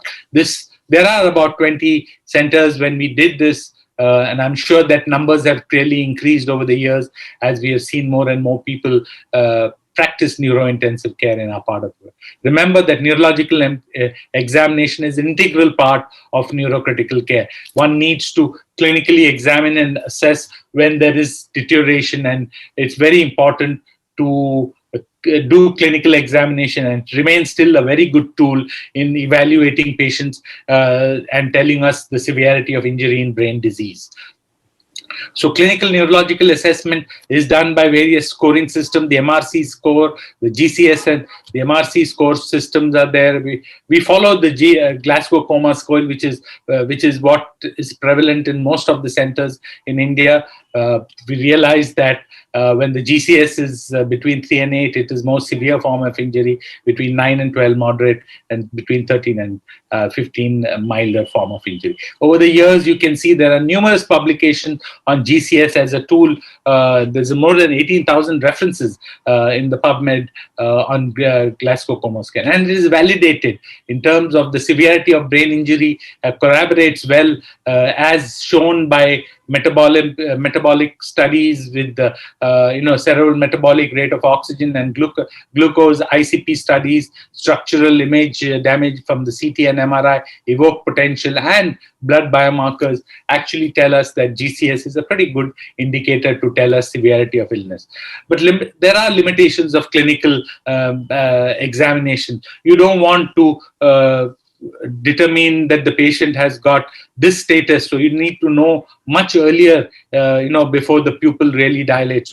So there may be a time interval which you need to understand. So you must understand that clinical examination may not be very sensitive. So you may need to do certain specific tools, certain specific examinations to identify worsening of neurological status. There are presence of several confounders, use of sedatives and analgesics as one. So what we tend to use in our ICU is the pupillometer. As you can see, these are methods where you can actually measure the actual size of the pupil in both the eyes, and there are certain indices which you can use, and these are tools which are now available in our neuro-intensive care unit, and this is one of our patients being monitored with the pupillometer. As you can see, it's very sensitive equipment, and it will tell you, what is the amount of differences between the right and the left eye, and there are certain ways you can actually determine which pupil starts to dilate first, and there are certain indices which this particular tool helps you, and this is called as the neurological pupil index. When you use the pupillometer, you can find out anything that is above 3 and 5 is pretty okay. Below 3 means the reflex is abnormal, and 0 is abnormal. As you can see, between the NPI, which is the neurological pupillary index score, will tell you the difference between the score of between 0 to 5, 3 to 5 being good pupillary response, below that being abnormality. And of course, here it tells you and you can track this. You can trend it and see the pattern of pupillary response in these patients. And if there is an NPI between the right and the left of more than 0.7, this is an abnormal pupillary reading. So one needs to understand this.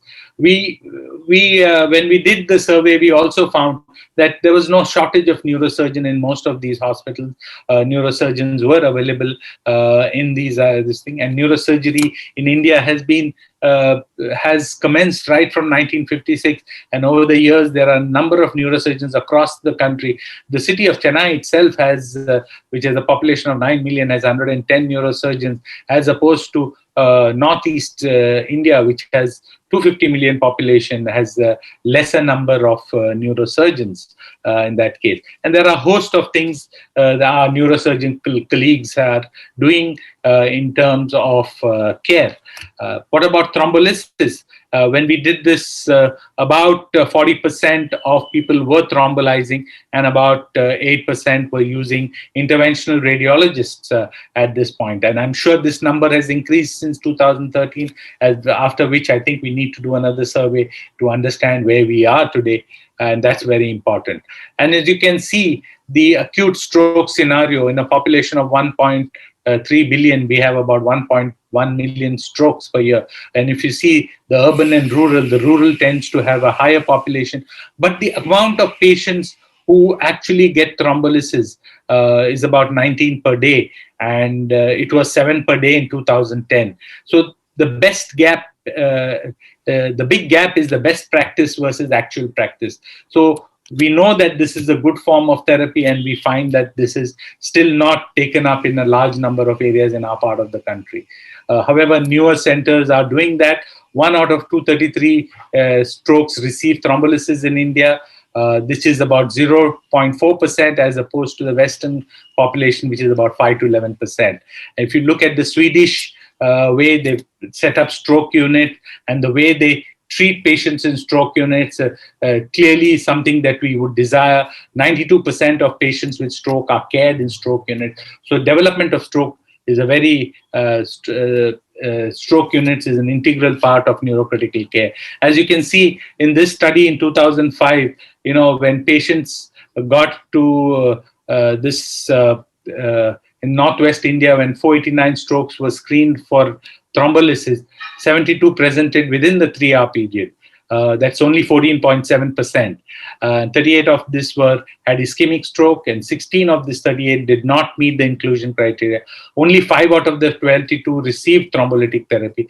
17 of them couldn't afford it. So there is an affordability factor too in our part of the world.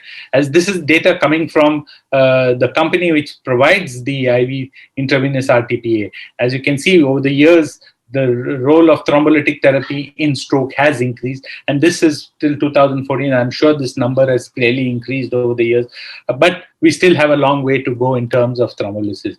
This is ideally what is the time needed to look after patient, the door to needle time to get into a stroke unit, to have about 80% compliance from draw to drug is about 60 minutes. So this is what we should be targeting to do in our patients in stroke when they come with ischemic stroke. What about neurointerventional radiologists? They're very integral part of neurocritical care and precision neurocritical care. They play an important role. And this study from Mumbai, which was published in 2012, they did 23 patients with mechanical thrombectomy. And when you compare them to the published studies, they did pretty well in terms of treating MCA and ICA and occlusions and basal artery occlusions. Recanalization was nearly 90% as opposed to 80 and all. Time was about 6 hours and 40 minutes. They had about 8% symptomatic hemorrhage. The 90-day mortality was 13%, much lower than the Penumbra and Mercy study. And of course, when you look at the MRS score, it was less than 2 in about 56%. This is a modified Rankin score. Less than in 56% had less than 2. So they did pretty well in thrombolytic therapy. This is the interventional radiologist from our unit in Bombay. And as you can see, in 137 patients, when they used the solitaire scent retriever device, pretty good results in terms of recannulation. This was the NIH score at admission. Overall, complication rate was about 15% and symptomatic was 8.3%. And there were about 6% death in these patients. Pretty good results. And since then, this was published in 2017. Since then, we have about 400 odd patients who have undergone mechanical thrombectomy, both with the solitaire stent retriever device and now the penumbra device. When this was there, the penumbra was not recognized. So now we do a combination of both solitaire and penumbra device. This is some of the cases that we'll show you where this patient came to the emergency ER, became unconscious. He was brought in. A thrombectomy was the penumbra device. We did a mechanical thrombectomy, as you can see, and then a stent was inserted. This was what the patient was, totally unconscious. He left the hospital with a little cerebella sign, fully conscious, recovered from the, this person would have died if he wouldn't have received the mechanical thrombectomy. This is another young patient who had a patent foramen ovale, ended up with a thrombosis, had a DVT and had a embolism which went into the posterior circulation. He had complete altered sensorium when he came. This was a mechanical thrombectomy done and recovered completely from the stroke. This is another patient. This is a weaver who came from UP, came into our casualty with a complete obstruction, with a full right-sided hemiparesis. This is immediately after the stroke. As you can see, he had dense hemiplegia and aphasia. This person had a thrombectomy and he went home completely. His speech came back completely and with no hemiparesis at all. So it's very important that we act. Time is essence when we treat such patients. What about using embolism? What about patients with aneurysm? We use various coils to treat these patients, and some of these patients do pretty well with the role. This is the role the intervention neuroradiologist has in treating the patients. That's the final result. What about patients with subarachnoid hemorrhage? There is, this is the severe spasm that can be seen. These patients develop hemiparesis, and you see the response following post chemical angioplasty in these patients. They do pretty well. This patient did well. So neurocritical care is a growing and clinical discipline which has matured into a full-fledged and recognized multi-professional subspecialty of critical care medicine.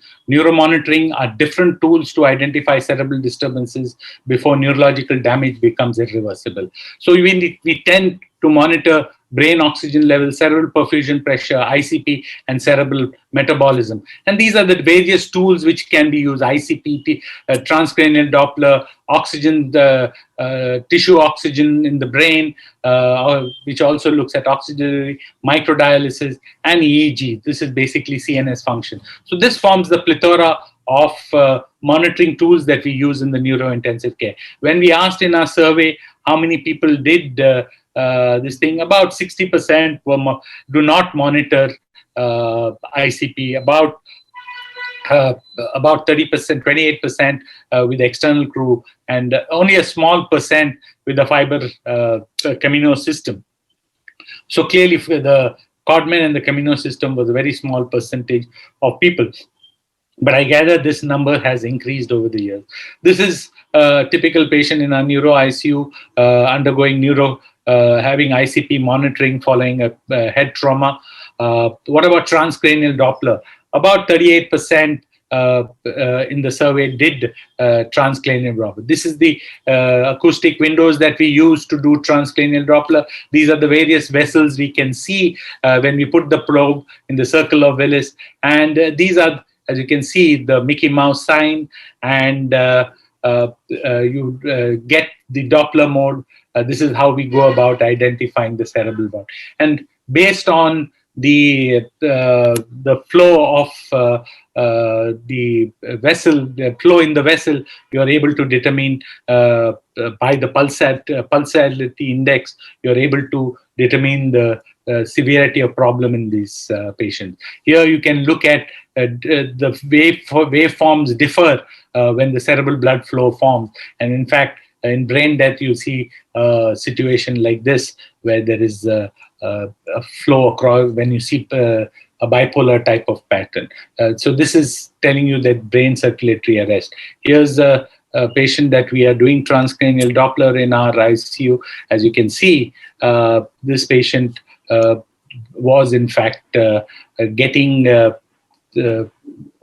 you can see in this Doppler, that this patient was finally found to be brain dead, as there was no circulation, as shown by the pattern of flow in this particular patient. So there are different things that we can do with the transcranial Doppler. We can do we can do cerebral perfusion, estimation of vasospasm, brain death, cerebral autoregulation, stroke, monitoring vasospasm, vascular dissection. We can also look at ultrasound of the optic nerve and assess the ICP in these patients. This is what it would look like in a high ICP, looking at the measurements. There are cerebral oxygenations which we can do. This is jugular venous oximetry, looking at the Lycox system or the neurovent system, looking at brain tissue oxygen levels. Of course, centers are doing near infrared spectroscopy to look at cerebral oxygenation. And of course, very few centers actually are doing this, which is microdialysis, looking at cerebral metabolism, glucose, lactate, and glutamate assessment in these patients. There are other tools which can tell you cerebral blood flow, and these are the Bowman's perfusion monitor, which can tell us information. As can be seen, only a few patient centers were actually doing both cerebral microdialysis and looking at brain tissue oxygen monitoring.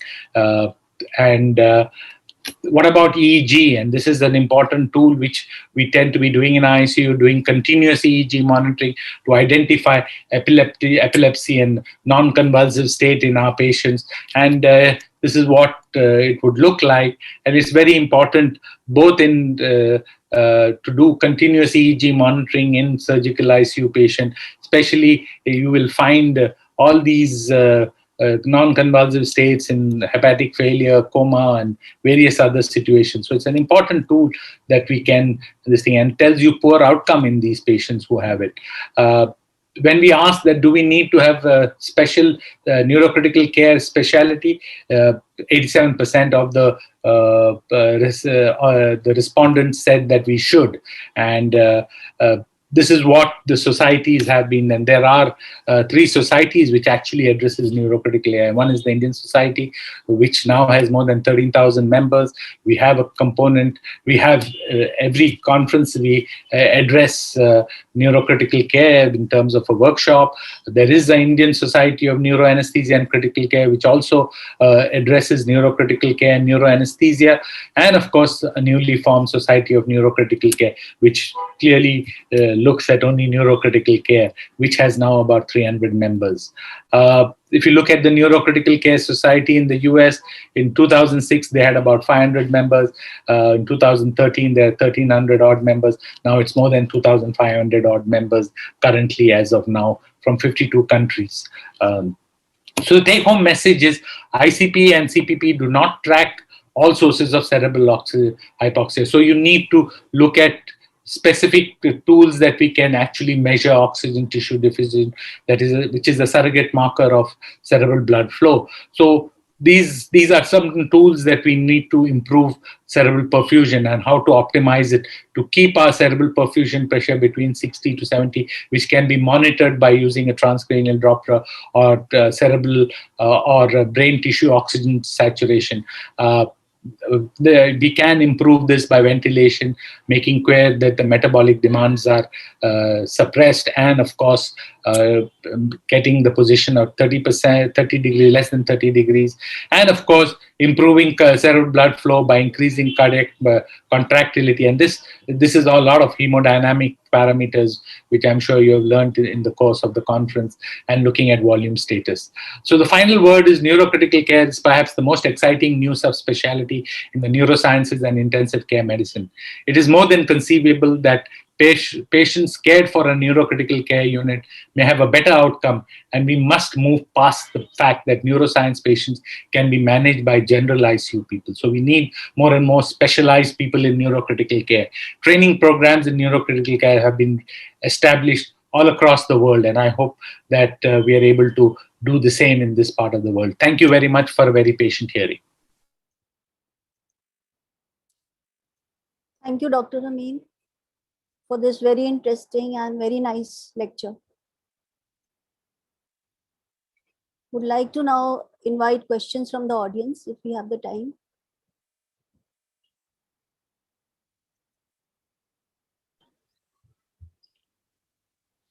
Any questions?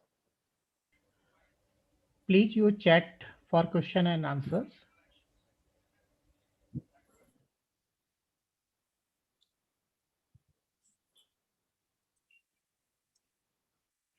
At the moment, there are no questions in the chat. So probably I'll ask a question to Dr. Farhad Kapadia. My question to you is, aren't the two forms of thinking interlinked at the bedside, or are they always dissociated? No, there's overlap. But you have to figure out that you do some things instinctively and you could do them wrong. That's really the take-home message. Okay. And start my video also, sorry. Yeah, okay. Yeah. So you have to just keep that in mind, that, you know, the oxygen goes down, you increase the FiO2. There's nothing wrong with that, but you just have to keep in mind that that may not be enough. And quite often you stop thinking and you go to the next patient. So really a take-home message is, please take a step back each time you make a decision. Think it through both systems. All right. Thank you for the answer, Farhad. Pleasure. My next question is to Dr. Praveen Amin. Dr. Amin, what can we do differently to increase the number of stroke patients in whom we can offer thrombolysis? I see the numbers are quite dismal. Yeah, first of all, I think we need to improve our emergency medical system. The door time from the getting the door time coming in directly is something that we need to improve on. The facilities are there for us to actually implement these therapeutic options. So I think it's very important that we get the patients in early, evaluate them early, and identify which patients are potentially capable of developing or potentially capable of receiving the thrombolytic therapy. So I think it's very important. Time is the essence, and that's very important. So, thank you. Thank you, everybody. Thank you to all the speakers, the eminent speakers, for the wonderful talks that they have delivered. I would now like to close the session. Thanks once again. Thank you, madam, for chairing the session. Plenary My session pleasure. has been ended. So the next session would be about free papers. And I would like to invite Dr. Pradeep Bhattacharya to chairing this session. Over to Dr. Pradeep Bhattacharya. Good morning, everybody. I think we are already late with our time. I think we should straight away go to the sessions. And the first presentation will be from Monica Reddy.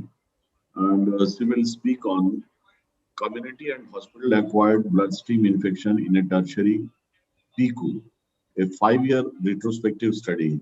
So may I call upon Dr. Monica Reddy, please?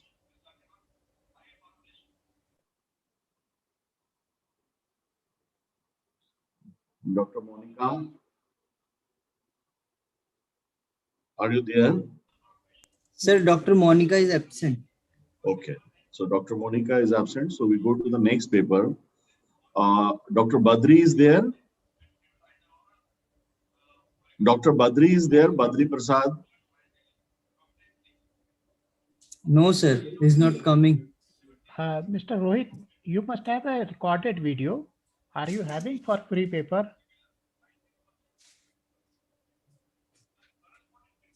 Are you having the pre-recorded video for this free paper session? Yes, sir. Yes, sir. So, Yes, sir. Then start it. so then that is what we need to start actually. Sir, Dr. Badri is there. Huh? So Monica Reddy, you are starting the video of Monica Reddy? Pradeep, Dr. Badri is also there. Huh? He's just put in the chat Yes, box. sir, I am Maybe here. he needs to I am join up present. as a yeah. Yeah, Badri is also, I can see him.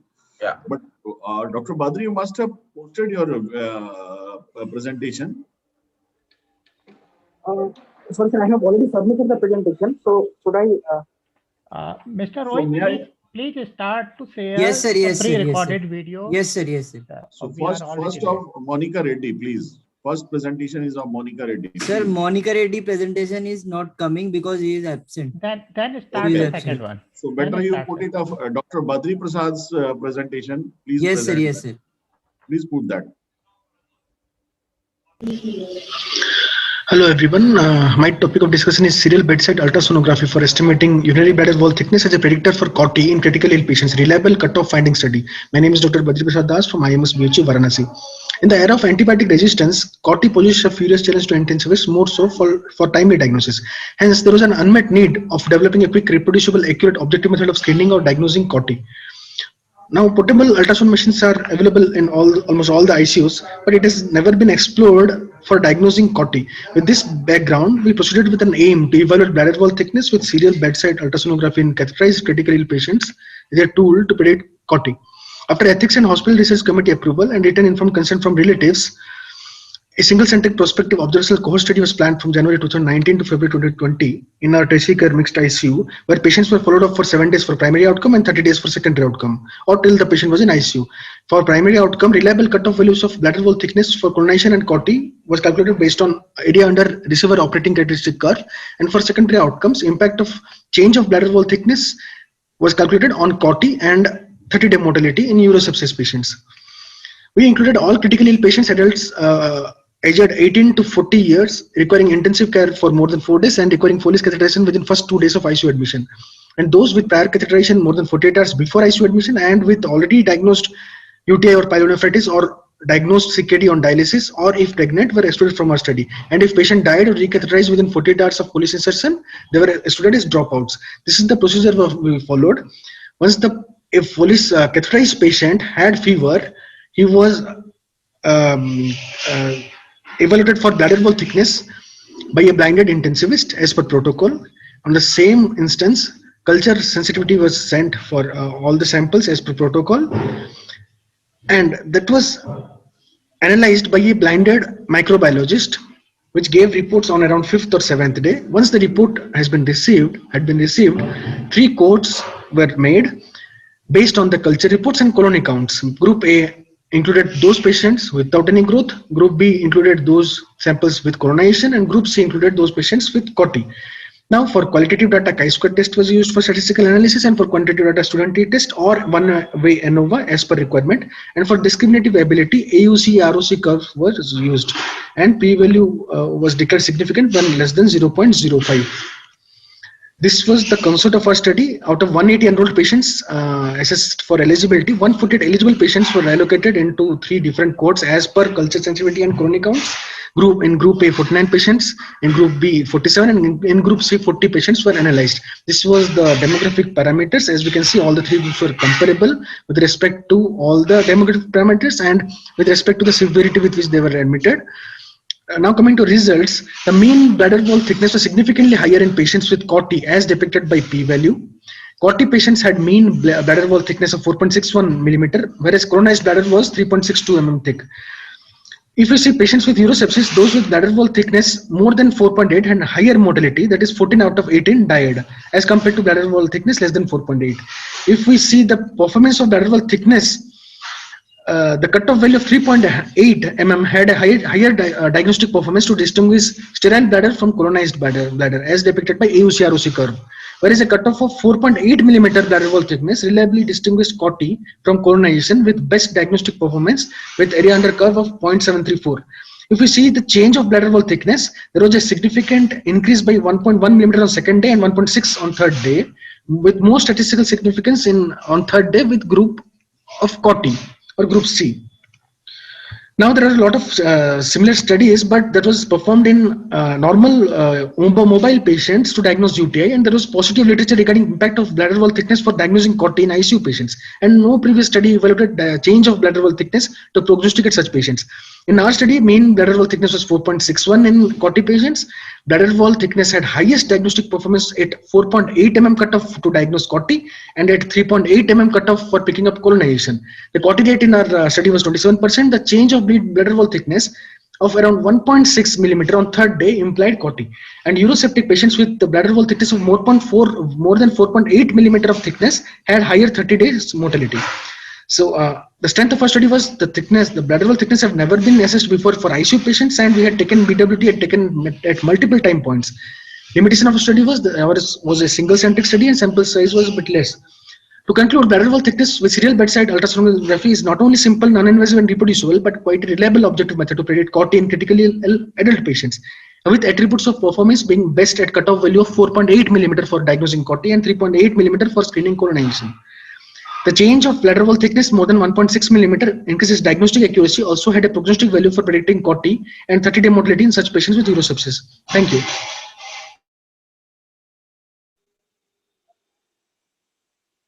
Hello.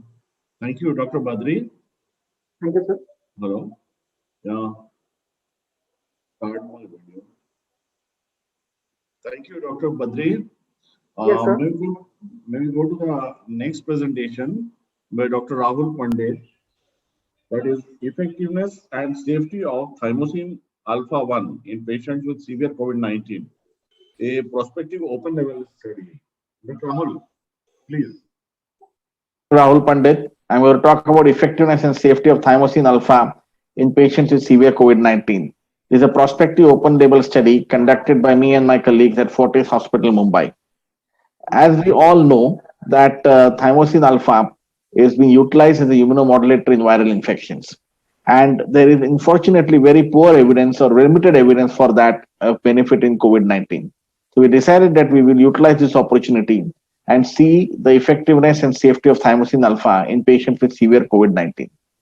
We planned a study where we included patients with respiratory distress who had a respiratory rate of more than 30 breaths per minute, a saturation of less than 90 on room air, a PaO2 of FiO2 ratio of less than 200, and who needed mechanical ventilatory support or oxygen support via some amount of breathing device like a HFNC or BiPAP.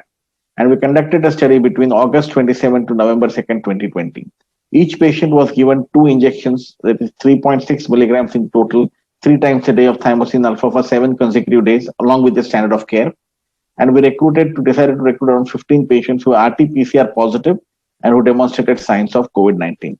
We got this study registered with the Clinical Trials Registry of India as well. And the results were quite interesting. We found out that the total lymphocyte count increased significantly, statistically significant, from to around 4,410 to from 2000 and 2010, plus or minus 680, and it was sort of statistically significant.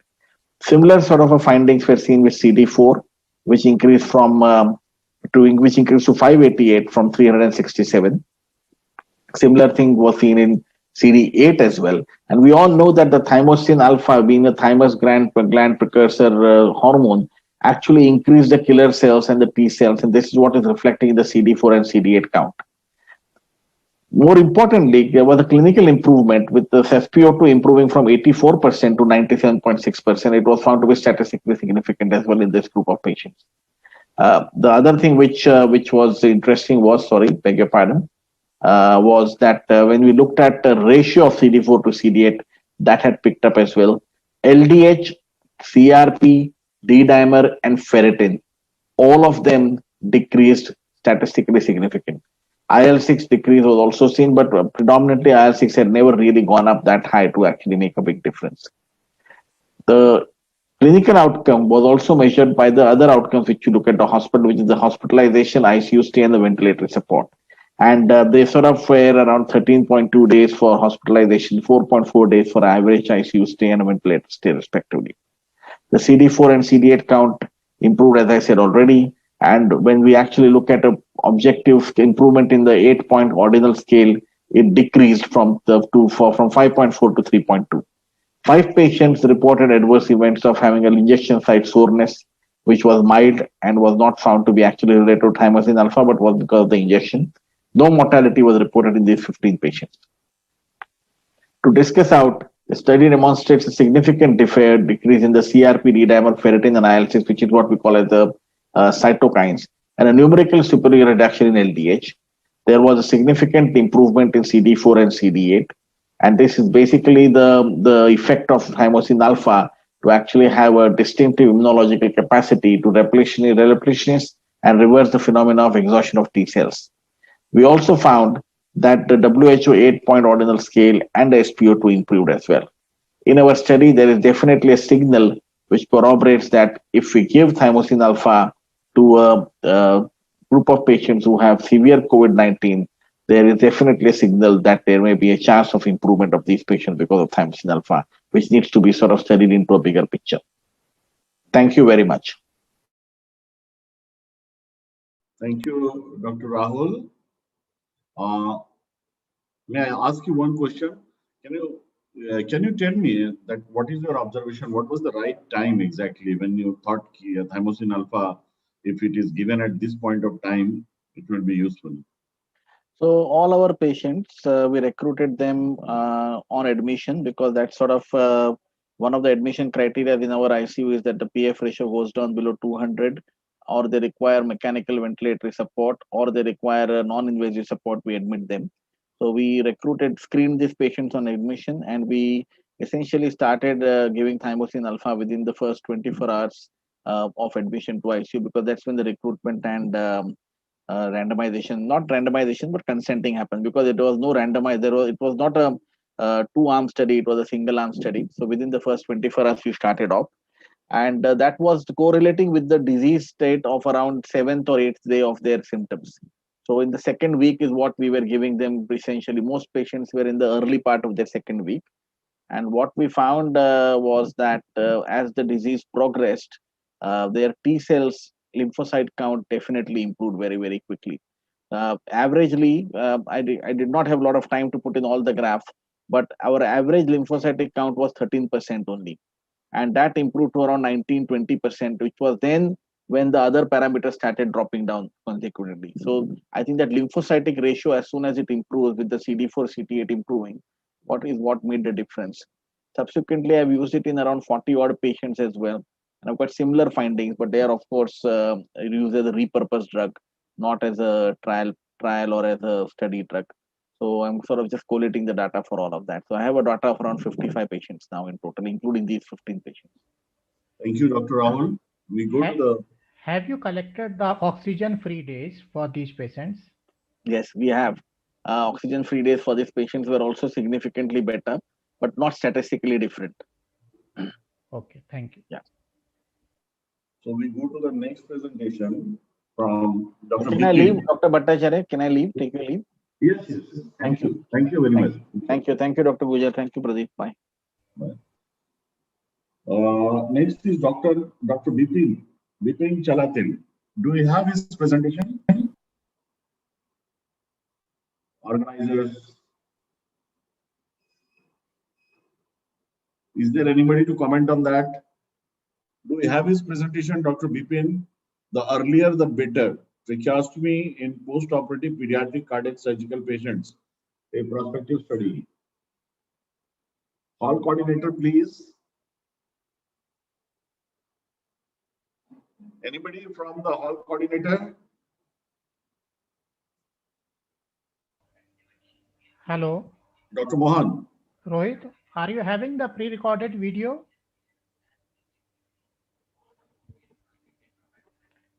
For Dr. Vipin and Dr. Anjali? Are you having? For whom? for whom you are going to start? Rohit, you are mute. I cannot hear you.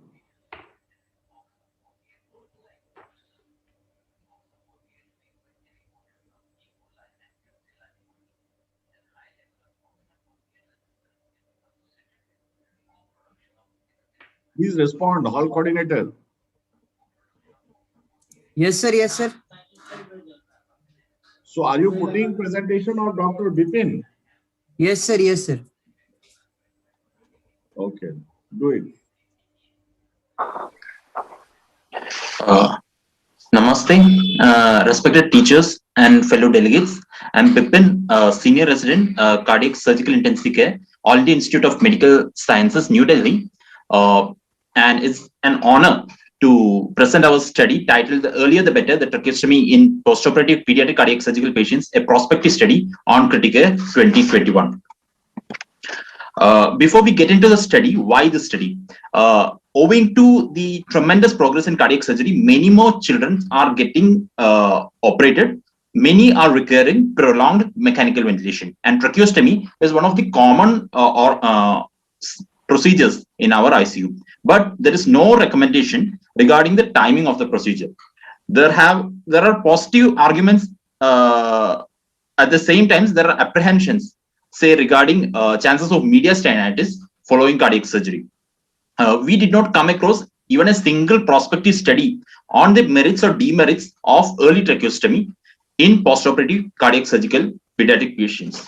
Hence, we went on to conduct a prospective study to assess the benefits of early tracheostomy on postoperative outcome of this population. We did a prospective observation study at the cardiac surgical ICU, AIMS New Delhi. All patients less than or equal to 10 years who underwent tracheostomy after cardiac surgery from Jan 19 to December 19 were included. We obtained ethics approval, informed consent from the guardian. The decision to tracheostomize and the timing of this tracheostomy was taken by the surgeon and the intensivist jointly. Surgically, tracheostomy was done in the entire population. ICU protocols on enteral feeding, choice of the tube, antibiotics, ICU discharge, etc. Were followed. Time to tracheostomy was defined as early if it was less than or equal to 7 days of mechanical ventilation. So we followed the definition that is told by the Indian Society of Critical Care Medicine definition of early tracheostomy. Patients were classified into early tracheostomy and late tracheostomy groups, and data of pre, intra, and postoperative peri-tracheostomy and outcome variables were compared between the two groups. Continuous data, we used Wilcoxon-Rankin test, and categorical data, we used Fisher test for the statistical analysis, and any p-value which is less than 0.05 was taken as significant. Now, during the study period, there was 1084 pediatric cardiovascular operations. Tracheostomy was performed in 41, that is about 3.7%. The mean age of the study population was 3, median of 1. This is a very busy table here, but what I want to highlight is among the various surgeries, the majority were for DTGA, followed by TOF, AVST, and also TAPVC. So all these are very complex surgeries or high-risk surgeries. 39% of the study population underwent early tracheostomy. We compared some over 70 clinical variables belonging to the pre, intra, postoperative peri-tracheostomy and outcome variables. Among the preoperative variables, early tracheostomy was associated with significantly lower pre-op hospitalization in days, preoperative sepsis, and high-risk surgery. Among the postoperative variables, early tracheostomy was associated with significantly lower pressure source. Among the variables pertaining to infection, sepsis, CRP levels, ventilator-associated pneumonia, peri-tracheostomy VAP, antibiotic escalation, antifungal therapy requirement, all these were less in the ET group. Among the variables pertaining to nutrition, the ET group was associated with lower feeding interruption. And among variables or outcome variables, ET was associated with significantly lower duration of endotracheal tube ventilation, total mechanical ventilation, number of times the TT tube had to be changed, length of ICU and hospital stay, duration of tracheal cannulation, and day of discharge. So we had some 20 statistically significant clinical variables, all showing some benefit with the early tracheostomy. So coming to discussion, we went through the literature. We found there were a number of studies that supported our findings. There were a few studies that refuted our findings. The point to be noted is that all these studies were either done in adult cardiac surgical patients or within the general ICU. We didn't came across a single prospective study in the pediatric cardiac surgical patients. Okay. So our study does has its limitations. It's an observation study. So we can only tell about associations. We cannot tell causality. We didn't do a formal cost analysis, but because there's a decrease in ICU stay, hospital stay, all this amount to lesser cost. The number of patients in our study was quite less as compared to the other studies. And we didn't assess intermediate or long-term outcomes in our study. So to conclude, our study demonstrated that early tracheostomy can safely be performed with no increase in risk of sternal wound infection or sepsis. There are advantages with early tracheostomy in terms of reduction in postoperative morbidity, shorter duration of mechanical ventilation, length of ICU and hospital stay, better nutrition, lesser infection, faster convalescence, early decannulation, and discharge. So all these promote faster rehabilitation and there will be reduced healthcare costs. Thank you. Okay, Dr. Bipin, can you hear me? Are you there? Dr. Bipin? I don't see that he is here. Okay, so we go to the next presentation. Rohit, do you have the presentation? Rohit? Yes, sir. Yes, sir. Yes, sir. Dr. Anjali. Dr. Anjali? Yes. So she will be presenting on CARE Focus, point of care ultrasound, replace conventional chest X-ray for confirmation of above diaphragm central venous catheter placement, a prospective observational study. Please start the presentation. Rohit. Yes, sir. Hello friends, I am Dr. Anjali Parmar, first year resident, Emergency Medicine Department, BJ Medical College and Hospital, Ahmedabad. I am going to present a prospective observational study. Can point of care ultrasound replace conventional chest X-ray for confirmation of the above the diaphragm central venous catheter placement?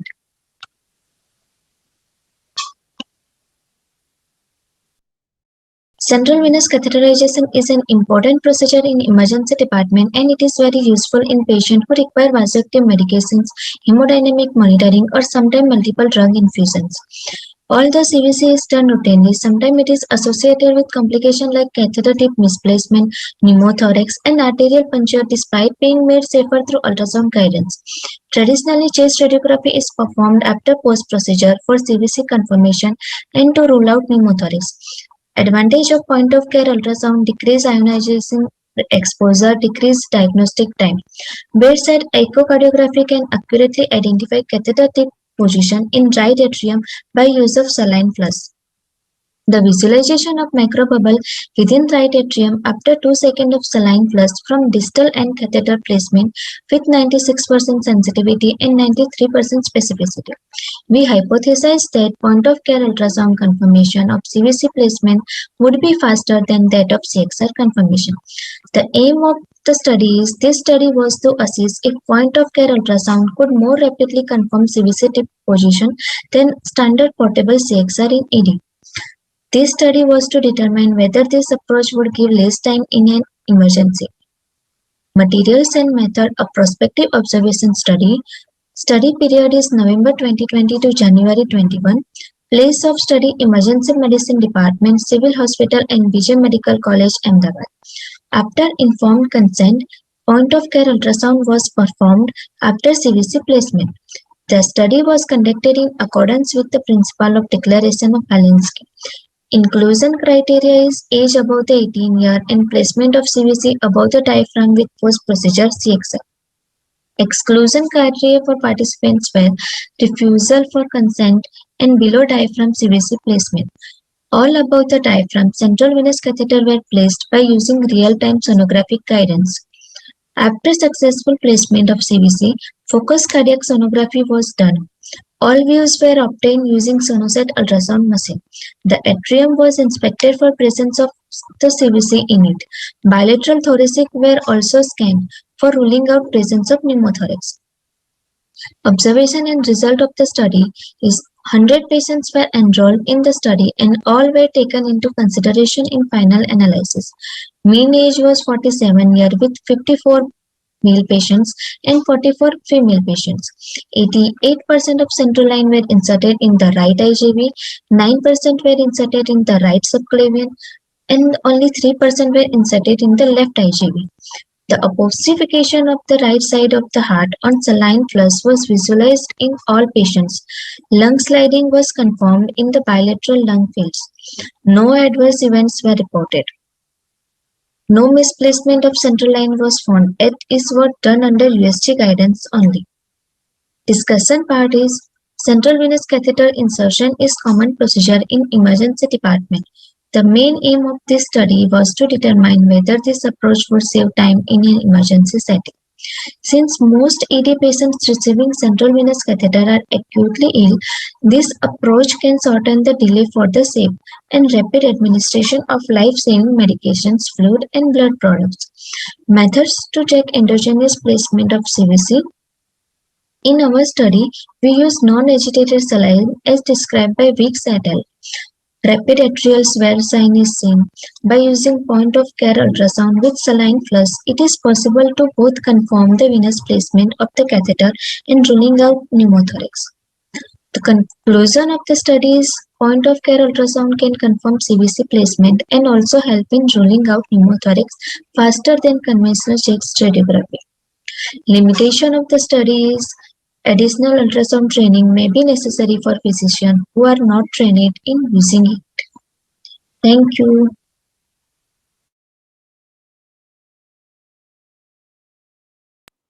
Thank you, Dr. Anjali. Dr. Mohan, you want to ask some question? Dr. Anjali is there? No, I think she's Sorry, not there. Okay, fine. Yes, sir. Okay, thank you, Dr. Anjali. Okay, thank you, sir. Now, there is another free paper which I can see is of on antibiotic stewardship for infections, guidelines for the use of procalcitonin from Dr. Khilnani. I don't know who is the speaker, Dr. Vijay Hadda, Neetu Jain, Pawan Tiwari. Who is there to present this paper?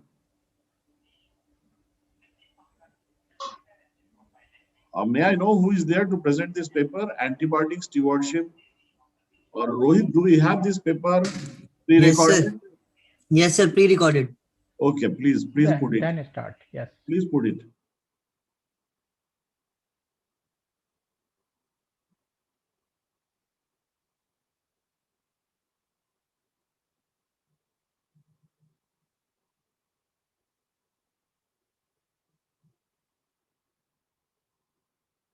A pleasure to be in front of you along with my colleagues, Dr. Vijay Hadda, Dr. Neetu Jain, Dr. Pawan Tiwari, for which I am grateful to Indian Society of Critical Care Medicine, especially Dr. Dhruv Chaudhary and Dr. Deepak Govil, for granting us this time to present antibiotic stewardship for infections, guidelines for use of procalcitonin. Antibiotic stewardship is a big issue because there is growing antibiotic resistance and the pipeline for new antibiotics is running dry, especially a problem of MDR GNBs. The main problem is that there are new antibiotics coming, and what we are left with is the better use of what we already have, and this can be achieved by doing antibiotic stewardship. And why do we need stewardship? Because 30 to 60% of antibiotics prescribed in ICU are unnecessarily inappropriate or suboptimal. And there's an emerging multi-drug resistant infection beside adverse effects of antibiotics. So what is procalcitonin? Procalcitonin is a biomarker. It's a quantitative biomarker which has been seen that when the procalcitonin is less than 0.5, the systemic infection is unlikely. And when it is more than 10 microgram per liter, that denotes a severe inflammatory response due to severe bacterial sepsis or septic shock. So how do we use procalcitonin? If it is less than 0.1, we can withhold antibiotic. If it is 0.1 to 0.25, you withhold antibiotics. 0.25 to 0.5, start or continue antibiotic. And if it is more than 0.5, you give antibiotics. There has been a lot of confusion about this. To discuss this, a committee was formed and I was asked to lead this committee. And this expert group had very important members which met on 27th of February 2020 during Critical Care 2020. We had a long meeting and you could see a lot of experts there, Dr. Kapil Zirpe, Dr. Subhash Todi and so many, and Dr. Dhruv Chaudhary, Dr. Deepak Govil. And we decided the grade and strength of recommendation as we did for the other guidelines of Indian Society of Critical Care Medicine. The grade of recommendation, the strength of evidence was 1, 2, and 3, depending upon if there was a good quality and well-conducted randomized controlled trial or meta-analysis of RCTs, it was 1. If there's evidence from at least one RCT of moderate quality or well-designed clinical trial, it was 2. Evidence from descriptive studies was evidence 3. However, if there were no evidence, but still if the issue was important, it was considered as useful practice points. What was important was strength of recommendation.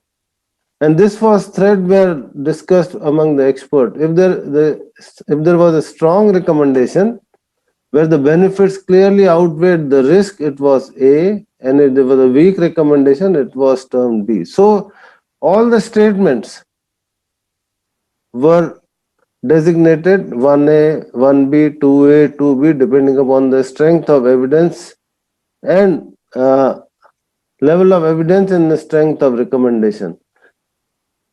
The experts group were formed for sepsis, community-acquired pneumonia, and other infections. You can see the names: Dr. Deepak Govil, Neeraj Tyagi. I need not recite those names. These are who is who of critical care. And this meeting went on for almost 4 hours, and we discussed everything. Before I ask my colleagues to present the guidelines, I would give a disclaimer because this is to be submitted to the official guideline committee of ISCCM before being published and called as official guidelines. And this meeting had unrestricted support from Thermo Fisher Scientific India. So I'll stop there and thank you very much. And I'll request my colleagues to start presenting the guidelines. And in the end, I will just come to thank everybody. Thank you very much.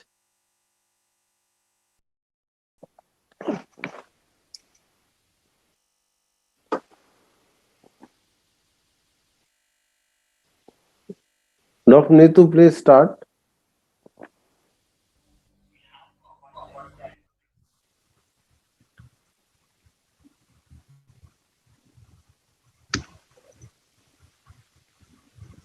So I'll be presenting first part of guideline. I'm Dr. Neetu. I'm senior consultant and pulmonary critical care and sleep medicine at PSRI hospital. So first question for first part of guidelines is procalcitonin for management of sepsis. And first question is, should baseline procalcitonin level be done in patients with sepsis? The evidence suggests that procalcitonin start rising in serum within 4 to 6 hours of any bacterial infection. It reaches its peak within 24 hours and then it starts declining about 50% daily. baseline procalcitonin is required for guiding antibiotic therapy, and RCTs have done a baseline value in suspected sepsis patients to guide antibiotic therapy. Dr. Neetu, please slideshow. Do slideshow. Well, I think. no.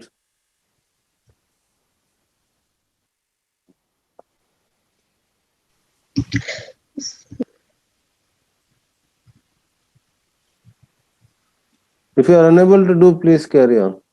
Yes, it's coming up actually. Okay, you carry on. Don't stop. Actually, I've lost my screen, so. Okay.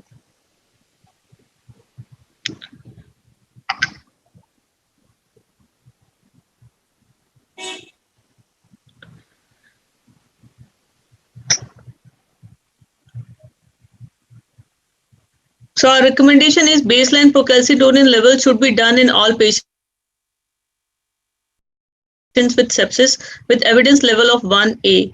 The second question was, what is the role of procalcitonin in diagnosis of sepsis? Results from meta-analysis shows that procalcitonin at best can diagnose sepsis only with moderate accuracy. Studies included in meta-analysis were mixed, and cutoff value for diagnosis of sepsis is not well defined. So our recommendation was procalcitonin alone cannot be used for diagnosis of sepsis with evidence level of 2A. At the same time, we suggest that procalcitonin can be used to differentiate between culture negative sepsis and known sepsis. So with the evidence level of 2B. The next question was, should procalcitonin be used for discontinuation of antibiotic in sepsis? Previous guidelines, that is surviving sepsis guidelines, suggest that procalcitonin can be used to support shortening the duration of antimicrobial therapy. It can also be used to support discontinuation of empirical antibiotics in patients who were initially thought to be sepsis but later clinically there was no evidence of infection. The recommendations were weak with low quality of evidence. So our evidence shows that procalcitonin guided treatment can reduce the duration of antibiotic therapy. It can reduce the length of hospital stay. It is non-inferior in mortality compared to standard practice, and only one study shows that there is slight decrease in 28 days mortality. At the same time, if procalcitonin was used for escalation of antimicrobial therapy, it led to increase in antibiotic duration. So our recommendation was procalcitonin level can be used to support discontinuation or de-escalation of antibiotics in patients with suspected sepsis with evidence level of 2A. Next question was, what level of procalcitonin should be used for discontinuing antibiotic in sepsis? There was a lot of heterogeneity among studies regarding cutoff for PCTs. Most RCTs have used absolute value of 0.5 ml or decrease in level by 80% as cutoff for de-escalation.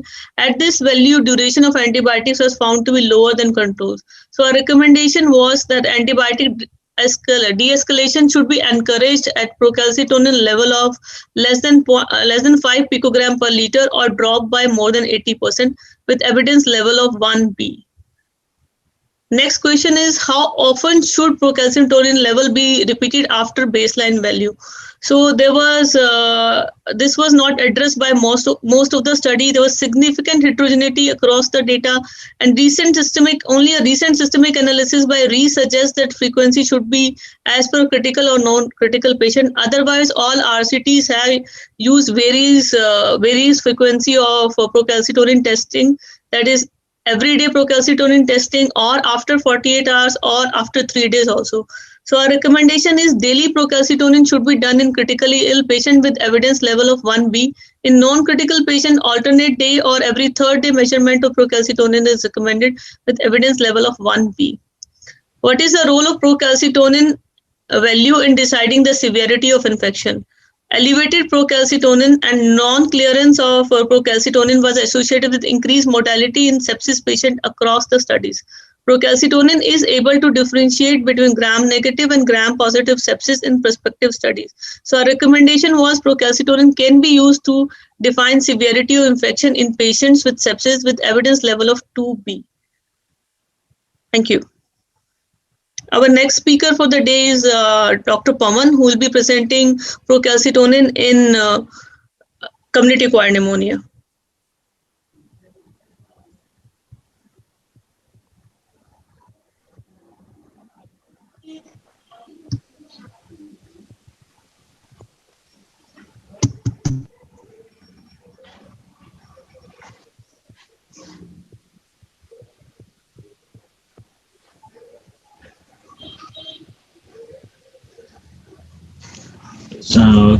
Thank you, ma'am. So now, in the going forward, in the guidelines for use of procalcitonin, now I shall present the part on community-acquired pneumonia and hospital-acquired pneumonia.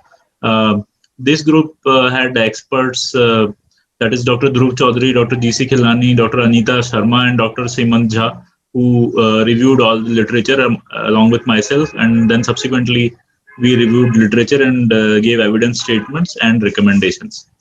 So the first question that we addressed was, what is the utility and optimal timing of measurement of serum procalcitonin with respect to antibiotic administration in community-acquired pneumonia? Now, in this we gave evidence statement, as in patients with community-acquired pneumonia, baseline procalcitonin alone has limited utility in clinical decision-making regarding initiation of antibiotics. In clinical trials, procalcitonin measurements have been performed at randomization, at emergency admission, or at hospital admission. The recommendations were that baseline procalcitonin should not be routinely measured for initiation of antibiotics in all patients with community-acquired pneumonia. The level of recommendation was 2A. Then baseline procalcitonin levels should be obtained in patients with severe community-acquired pneumonia for use in subsequent de-escalation of antibiotics. Level of evidence was 2A. And also that baseline serum procalcitonin should be preferably measured at admission. This was the grade of recommendation was 3A for this recommendation. The next question was, should baseline procalcitonin values in community-acquired pneumonia be used to decide antibiotic initiation? So after review of evidence, our evidence statement was that baseline procalcitonin levels have varied sensitivity in differentiating bacterial and viral community-acquired pneumonia. There are currently no established threshold values for the same also. So the recommendation was that baseline procalcitonin levels alone should not be used to withhold empiric antibiotic therapy in patients with community-acquired pneumonia, the level of recommendation being 1A. And then prompt initiation of optimal empiric antibiotic therapy is recommended in patients with community-acquired pneumonia based on clinical judgment. Again, the level of recommendation was 1A. Can procalcitonin levels be used to differentiate between viral and bacterial pneumonia? When this question was considered, the evidence was reviewed, and the statement that we could come out with was that higher procalcitonin levels are strongly associated with typical bacterial infections. The baseline procalcitonin levels, though, have varied sensitivity in the differentiating bacterial from viral community-acquired pneumonia, and there are currently no established threshold values of procalcitonin to differentiate bacterial from viral pneumonia. The recommendation was that procalcitonin levels alone should not be used to differentiate between bacterial and viral etiology in patients with community-acquired pneumonia. The level of recommendation was 1A. The next question was, should serum procalcitonin be used to determine the duration of antibiotic therapy in patients with community-acquired pneumonia? The statement, the evidence statement was that in patients with community-acquired pneumonia, procalcitonin-based antibiotic de-escalation is associated with decreased antibiotic exposure without worsening short-term outcomes.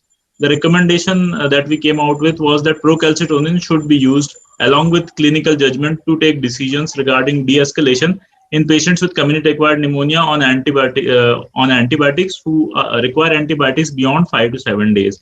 The level of recommendation again was 1A. Then the next question was, what levels of procalcitonin should be used for de-escalation of antibiotic therapy in community-acquired pneumonia? And the statement for this was, the evidence statement was that for procalcitonin, though various studies have used absolute cutoffs ranging from 0.25 to 0.5, but the decline of 80 to 90% from baseline has also been used for antibiotic de-escalation. And also, when we looked at evidence, we found that in patients with renal failure, the cutoff taken has been 0.5. So our recommendation was that procalcitonin levels of 0.5 or a decline of 80% from baseline should be used for de-escalation in severe CAP or in patients who require intensive care. The level of recommendation again was 3A. The next question was, should procalcitonin levels be used to take decision regarding antibiotic initiation in hospital-acquired pneumonia and in ventilator-associated pneumonia? In this regard, the evidence statement was that procalcitonin alone has limited utility in the diagnosis of hospital-acquired or ventilator-associated pneumonia. And baseline procalcitonin values may be used to aid clinical parameters for decision-making. The recommendation that we came up with for this question was that baseline procalcitonin levels alone should not be used to make clinical decision regarding antibiotic initiation in patients with ventilator-associated pneumonia and in hospital-acquired pneumonia. The level of recommendation again was 1A.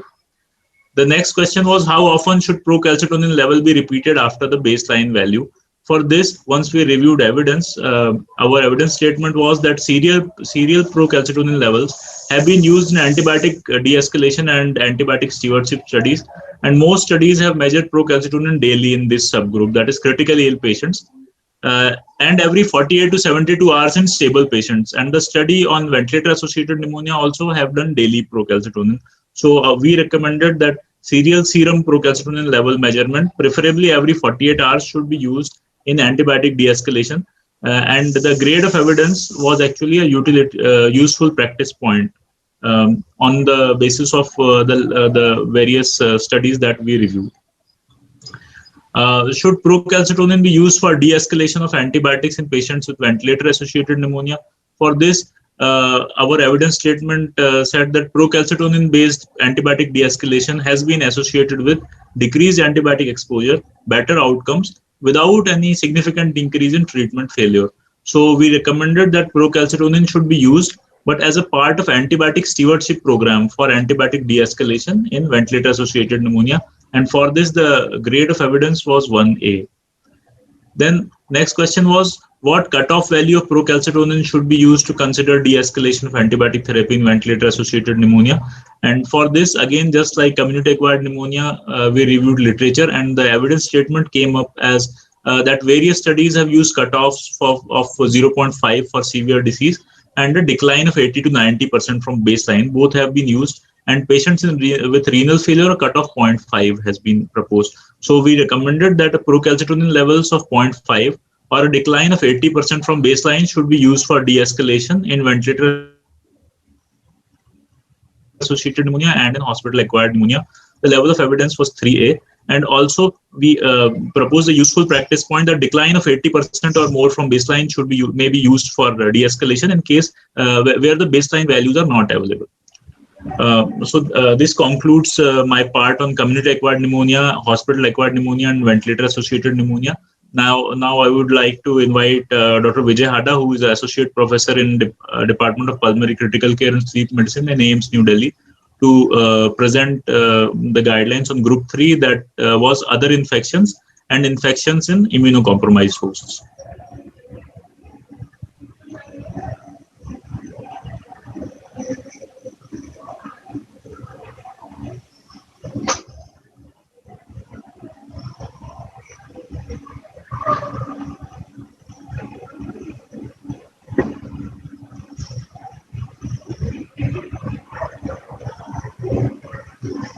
Unmute Vijay. Unmute yourself.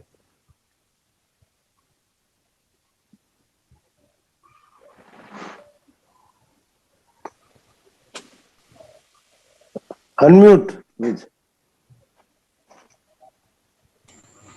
Thank you. So, continuing the discussion further, we reviewed the literature regarding what is the utility of procalcitonin in patients who are having urinary tract infections. So, what we recommend is, we suggest that PCT alone may not be used to diagnose bacteremia in UTI patients. And also we suggest that we can incorporate PCT pyuria-based algorithm to guide antibiotic therapy in these patients. And also, we suggest against the use of PCT as a marker of treatment outcome in patients with febrile UTI. The level of evidence is 2 and recommendation is B. Coming to the next one. I'm sorry, my screen has hanged. So next disease is the infection among cirrhotic patients, and we know that the cirrhosis is a condition where patient can develop infection and many of the manifestations of infection go unnoticed. So in these patients, PCT can have some role. And when we reviewed the literature, we found that PCT has been used to diagnose infection among these patients. However, the sensitivity and specificity was variable, and different studies have used different cutoffs for diagnosis of infection among these patients.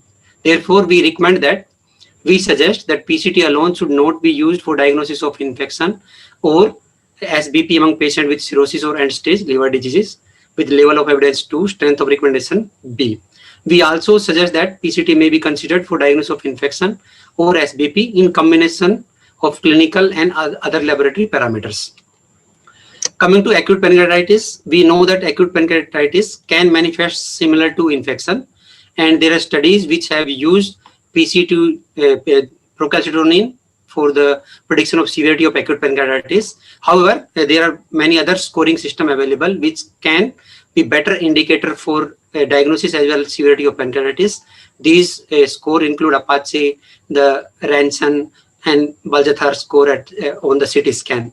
And the PCT has also been used for guiding antibiotic therapy in patients who are having infection in acute pancreatitis patients.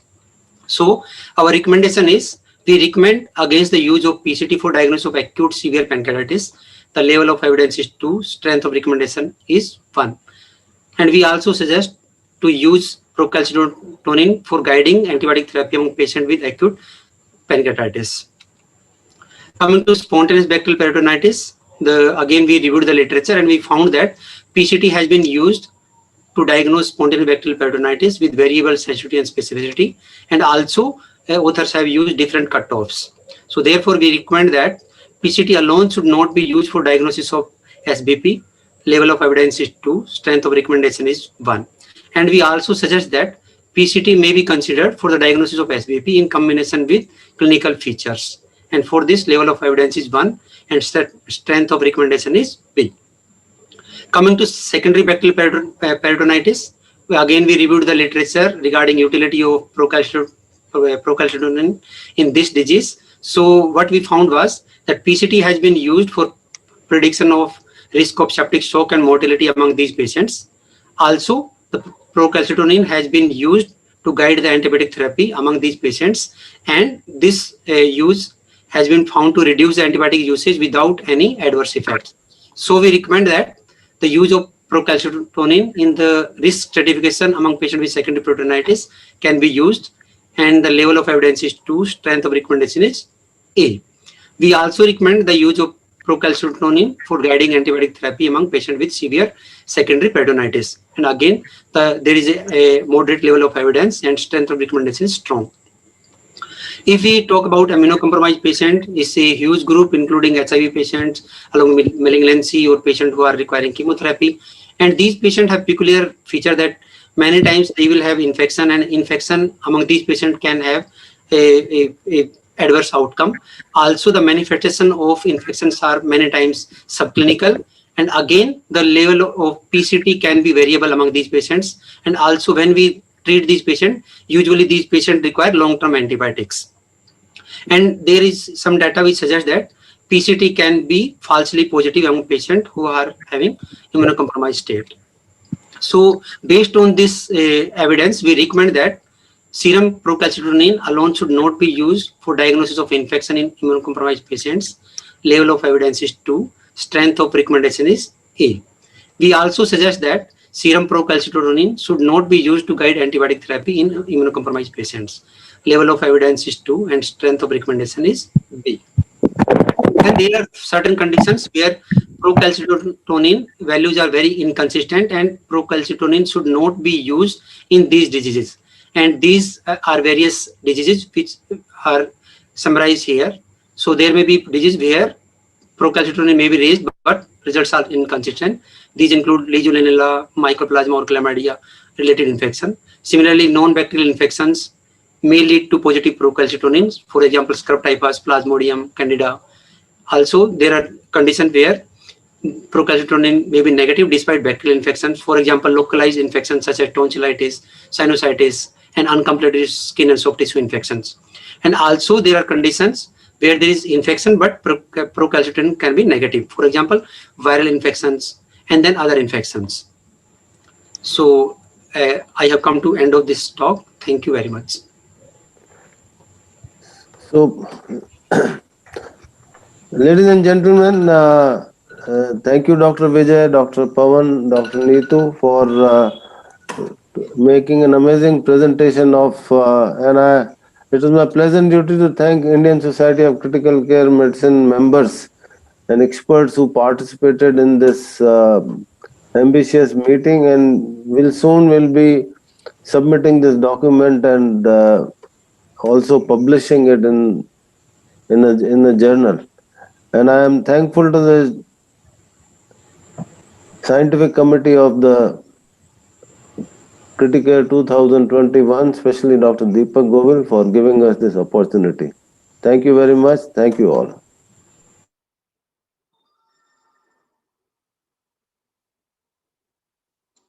Hello. Am I audible? Anybody from this team is there in the Yes. background? I'm Dr. Neetu. Dr. Neetu. Just out of curiosity, it was a very good job done by the entire team. I just wanted to know one thing. Because you have taken all the infections individually, like HAP, VAP, community-acquired pneumonia, peritonitis, pancreatitis. Have you thought about this multi-organ infection at one time, or a patient who is having some kind of infection and those who are on multi-organ failure? And what happens to procalcitonin in that? Do you have any? Did you find any literature on those parts?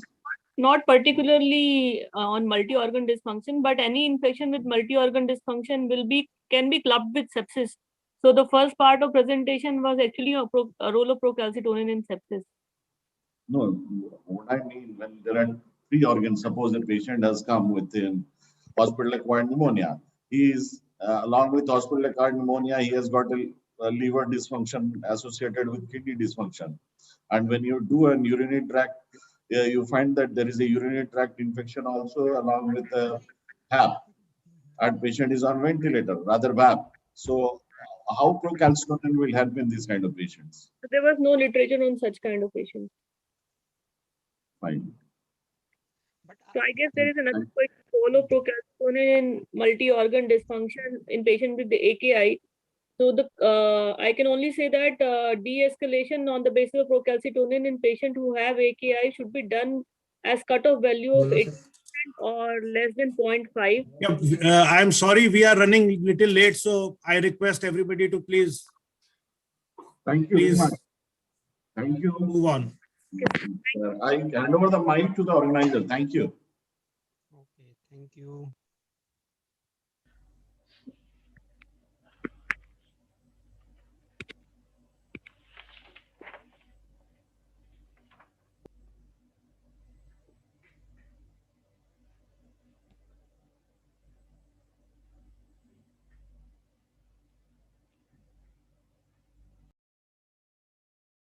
Question answer. Please play the video. So next session is about the pro-con debate.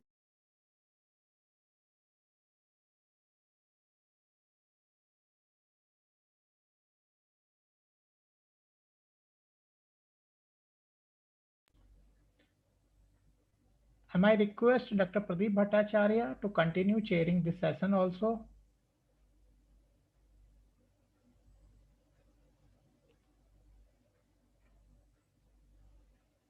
Okay, so this is the last session. It's a pro and con debate about the hemodynamic monitoring is the only about the mean arterial pressure.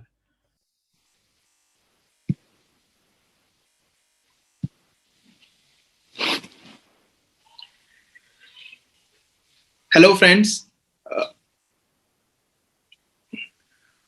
I would be speaking for this pro-con debate, and I welcome my co-faculty, Dr. Sharmili, as well. So the topic is hemodynamic monitoring is all about MAP, and I would be speaking in favor of this topic.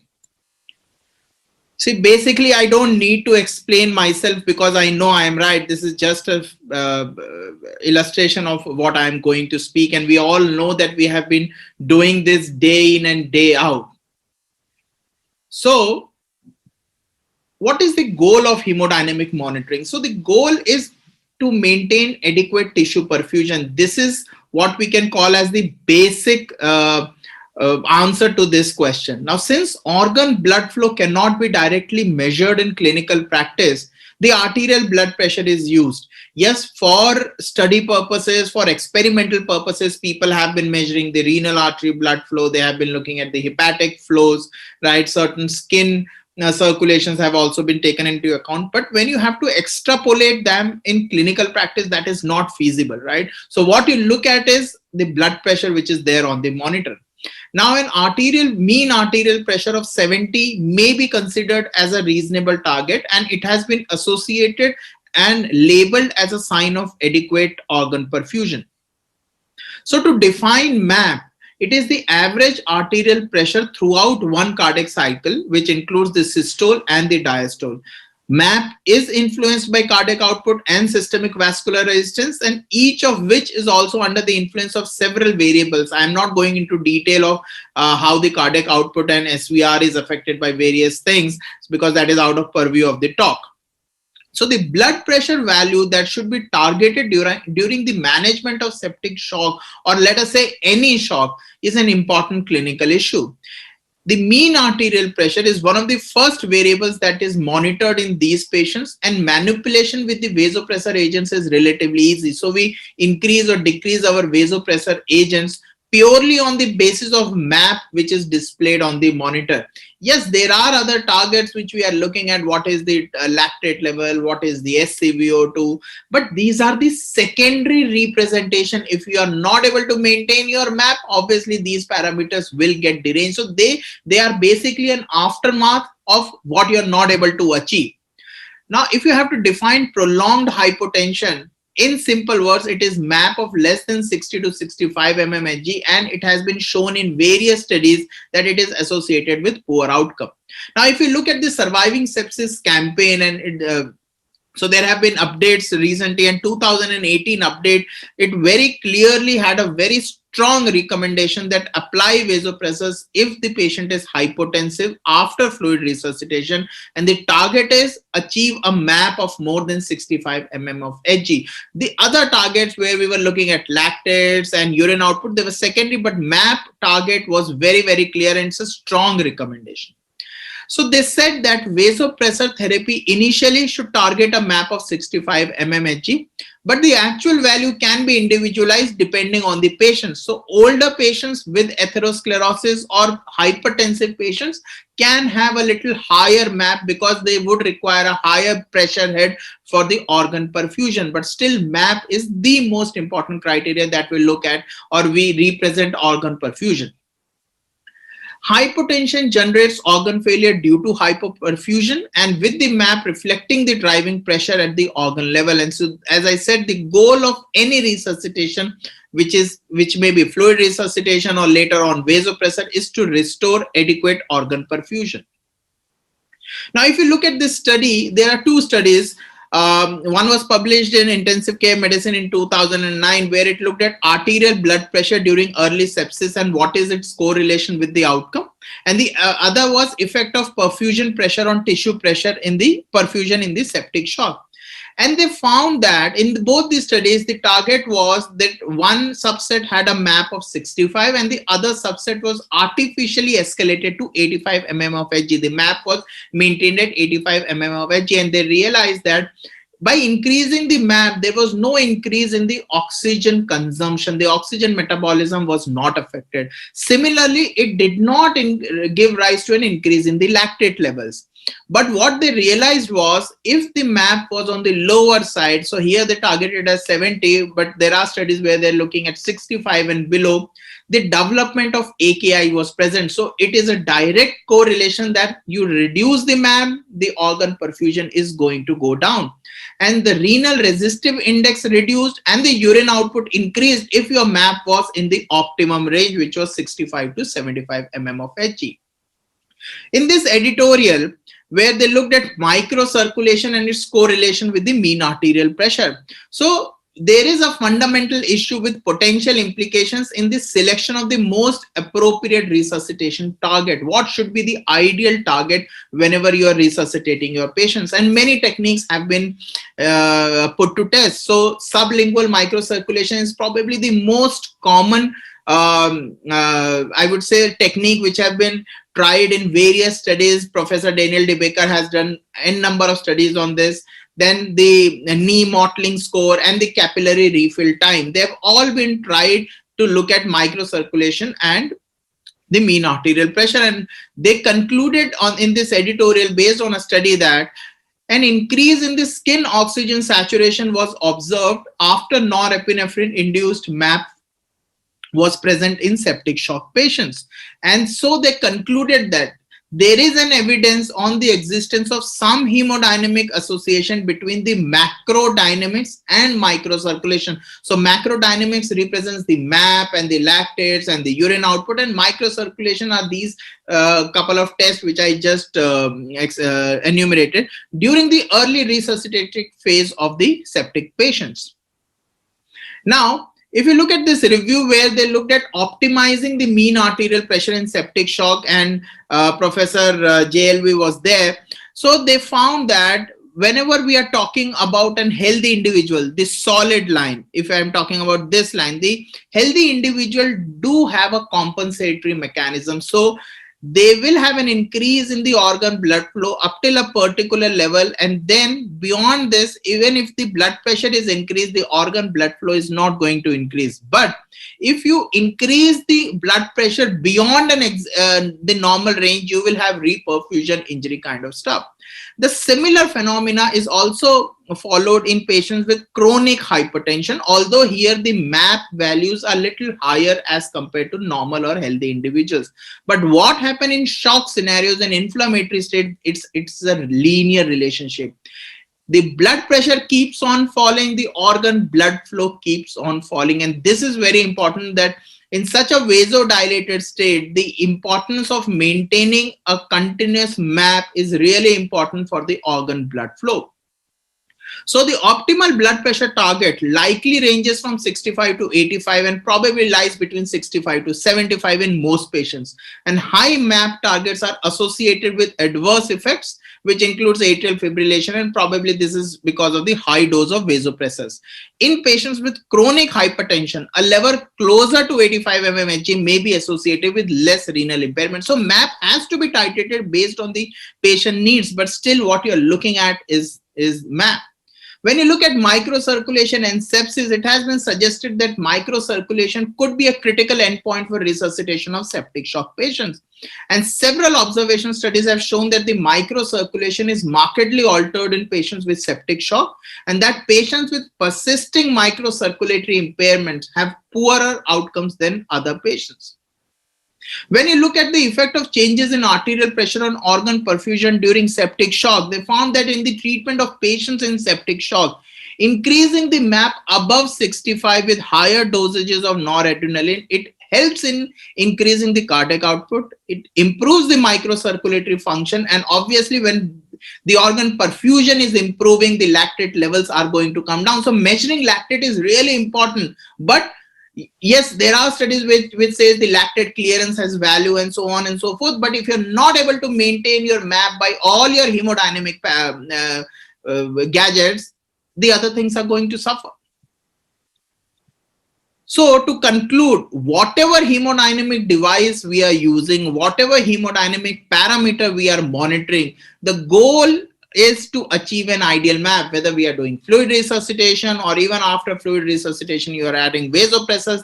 The target is that you have to achieve a MAP of at least 65 mm of Hg in patients who were healthy to start with, and more than that if they were hypertensive patients. MAP guided resuscitation is also recommended as per the surviving sepsis, and the organ perfusion is directly dependent on the ideal MAP which is pertinent to that patient. Thank you. Now I would request Dr. Sharmili to start over her presentation.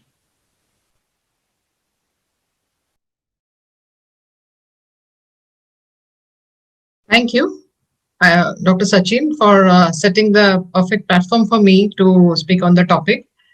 And as you have repeated,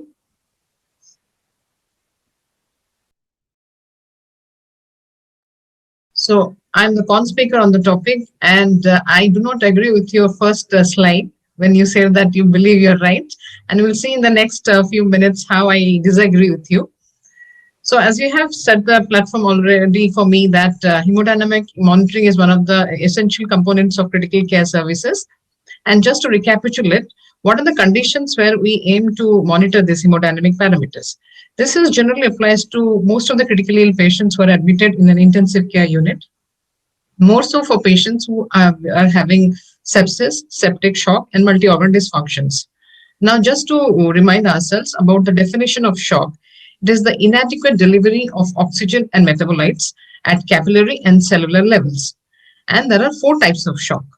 Hypovolemic, which is the most common one, mostly encountered in hemorrhagic cases and losses from various sites. Cardiogenic shock, where there is a compromise of the cardiac pump due to various cardiac myopathies or valvular heart diseases. Obstructive shock, where there is example being cardiac tamponades, thromboembolism, etc. And the second most common that we encounter intensivist in our practice in our daily basis is the distributive or vasodilatory type of shock. Most commonly, it includes the septic shock. Now, as you rightly said, that mean arterial pressure is one of the most important ways of monitor hemodynamics, but it is certainly not the lone monitor that gives us the best assessment and guides us to intervene. Because of the complexity of parameters in shock that do exist mixed pathology. Suppose an elderly patient who is diabetic, hypertensive, has got coronary artery disease, now gets admitted with a septic shock from a community acquired pneumonia. Now, this gentleman is in shock. But what is the kind of shock? It's a mixed shock.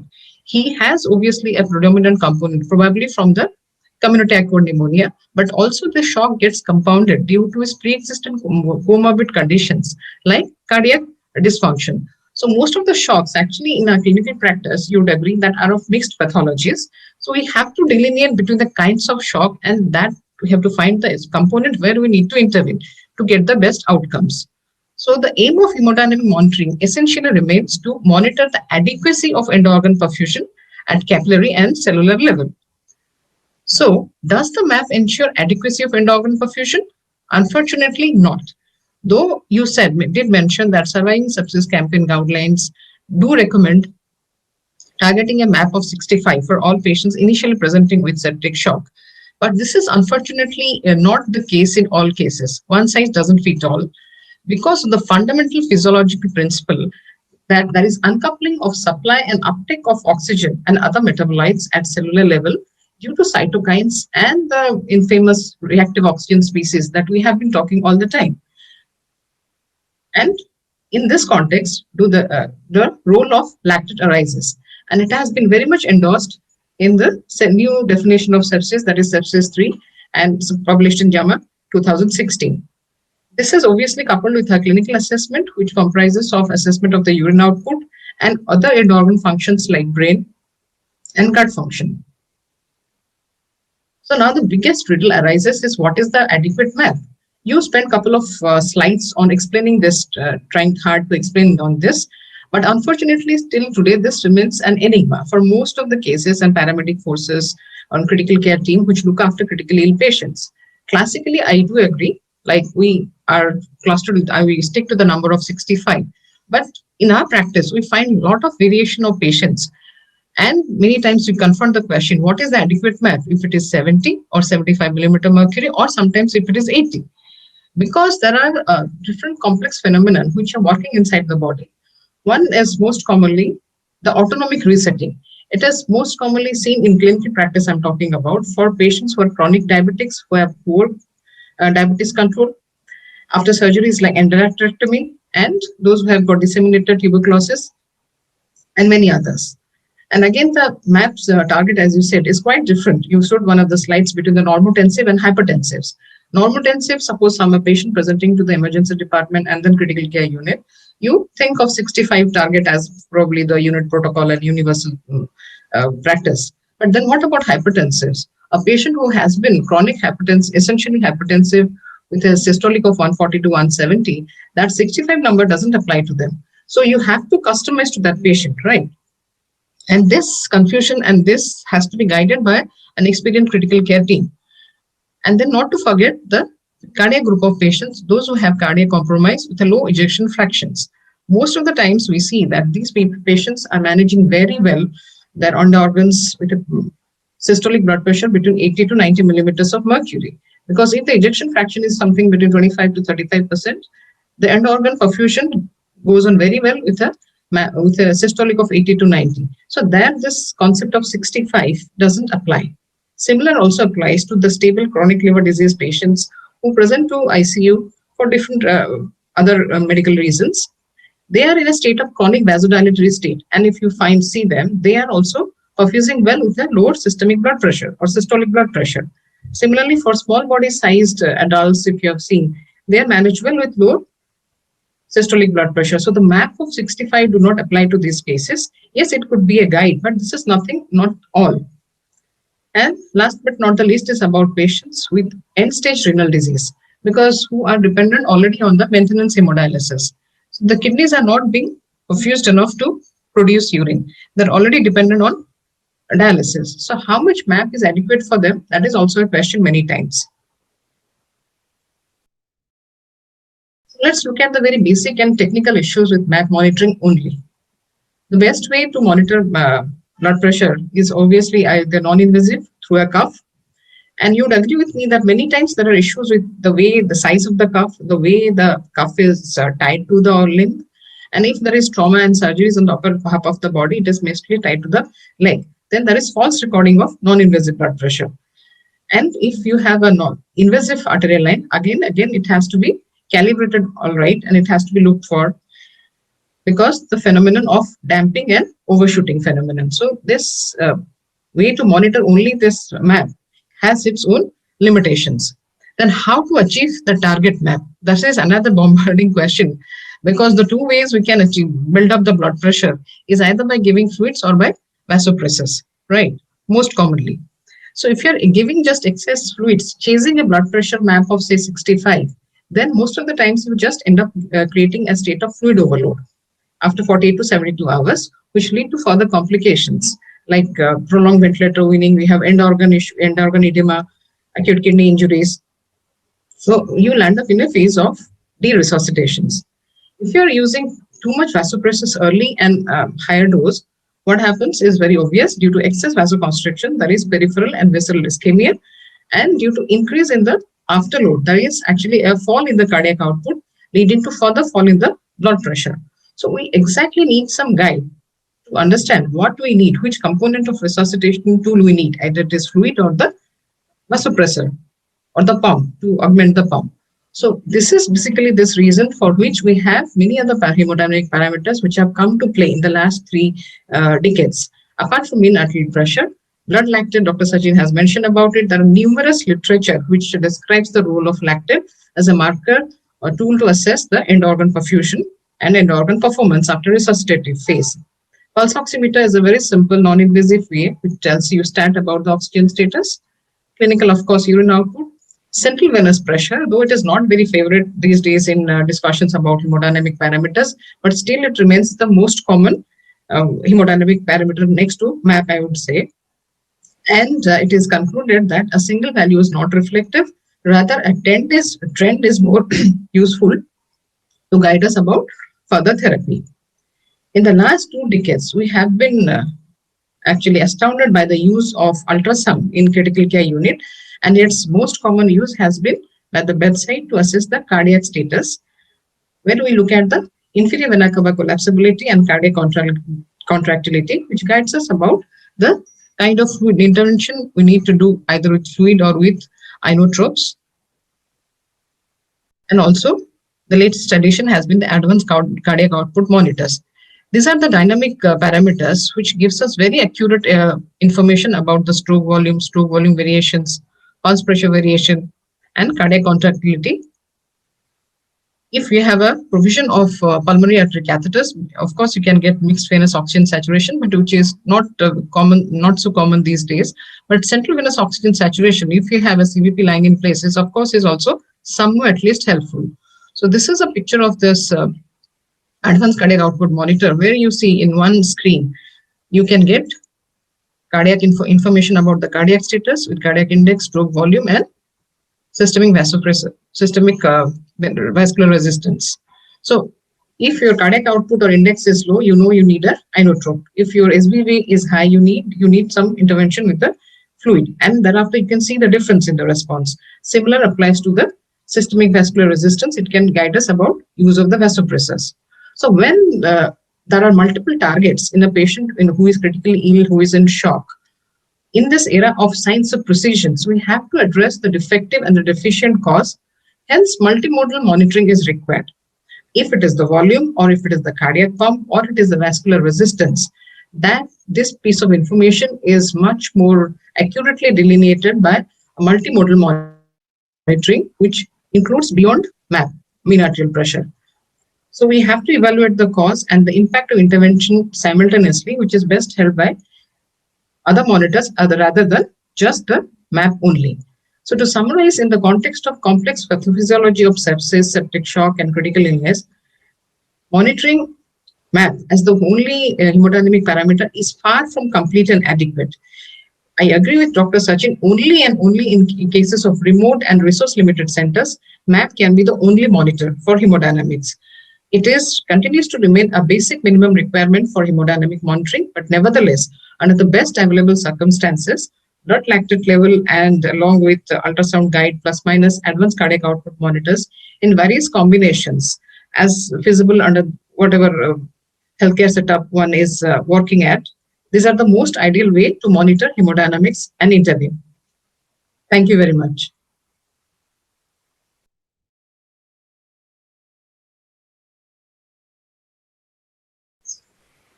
Thank you, Dr. Sharmili. I'll just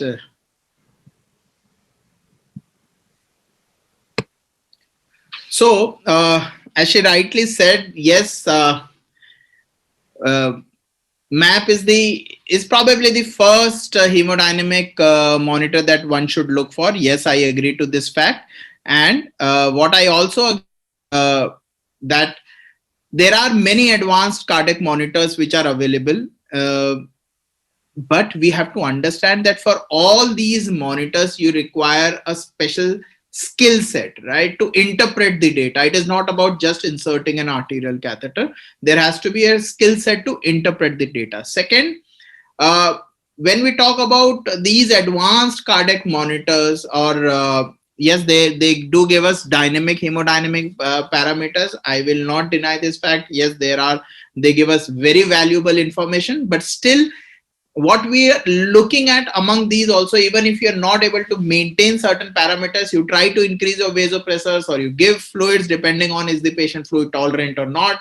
The end goal that you are looking at is always trying to achieve an ideal MAP which is pertinent to this patient.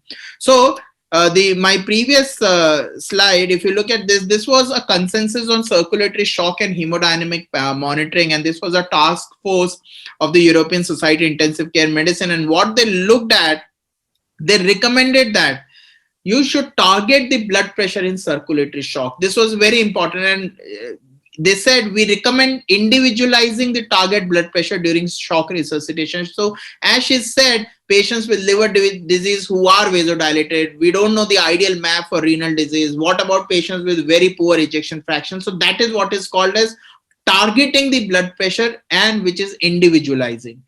We do recommend to initially target a MAP of 65 mmHg if possible. If not, then look at the individual blood pressure. We suggest to tolerate a lower level of blood pressure in patients with uncontrolled bleeding, but who do not have a severe head injury, who do not have a traumatic brain injury, but have an uncontrolled bleeding somewhere or the other in the trauma scenario. Try to tolerate a lower level till the time the bleeding is controlled. And we suggest a higher MAP in septic patients with a history of hypertension and in patients who improve with higher blood pressure. So again, individualizing there. Yes, after carotid endarterectomy, yes, we know the blood pressure tends to fall. There is an autonomic disturbance there. In diabetics, there is an autonomic disturbance, and you have to counter those. And whatever advanced gadget you put in, you still have to counter that autonomic dysfunction. They said we do not recommend routine measurement of cardiac output for patients with shock responding to the initial therapy. Yes, you do your ultrasound guided IVC assessment, you do your velocity time integral, but you do not keep on doing this, and don't make this as a routine measurement. Yes, you can repeat them as and when required, but they are not the initial target that we are looking at. we recommended that commonly used preload measures just such as CVP or pulmonary artery occlusion pressure or global end diastolic volume or global end diastolic area alone should not be used to guide fluid resuscitation. So they also go hand in hand with other hemodynamic monitoring. And as I said, MAP is the basic, the first, the most important, the targeted hemodynamic monitor.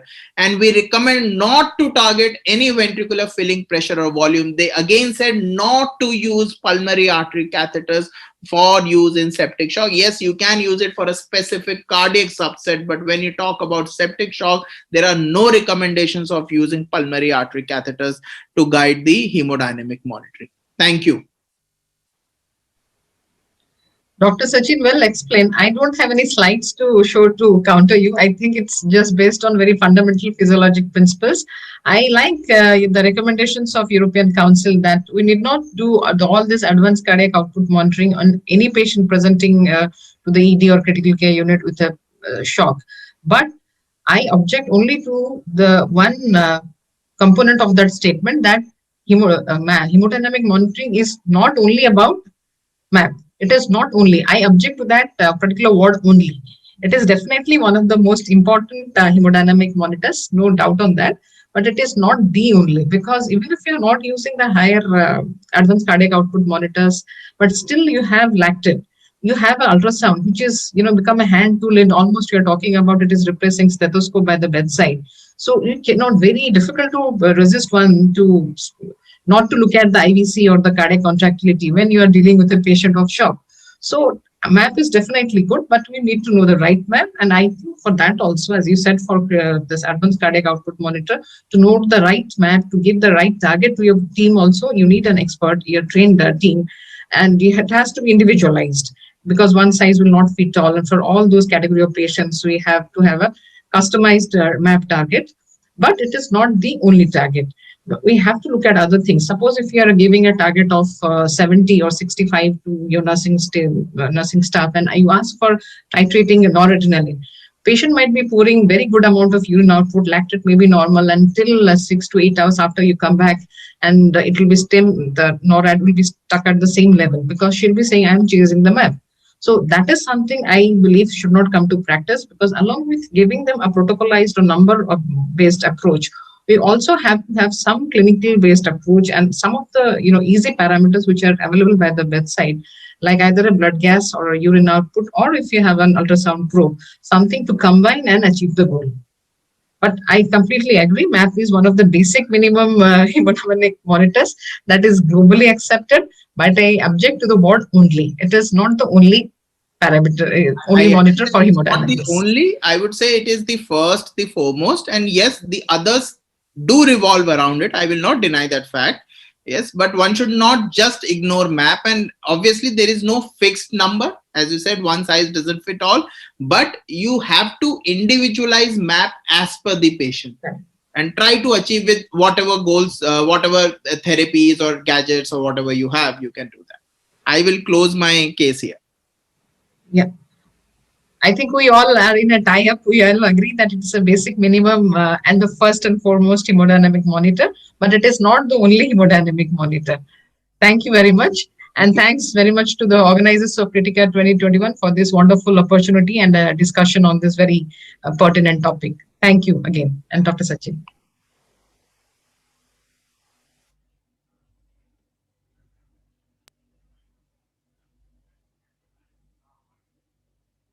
Thank you, Dr. Sarmili and Dr. Sachin, for nice debate. We close this session. Thank you all participants and delegates, as well as speakers and chairpersons.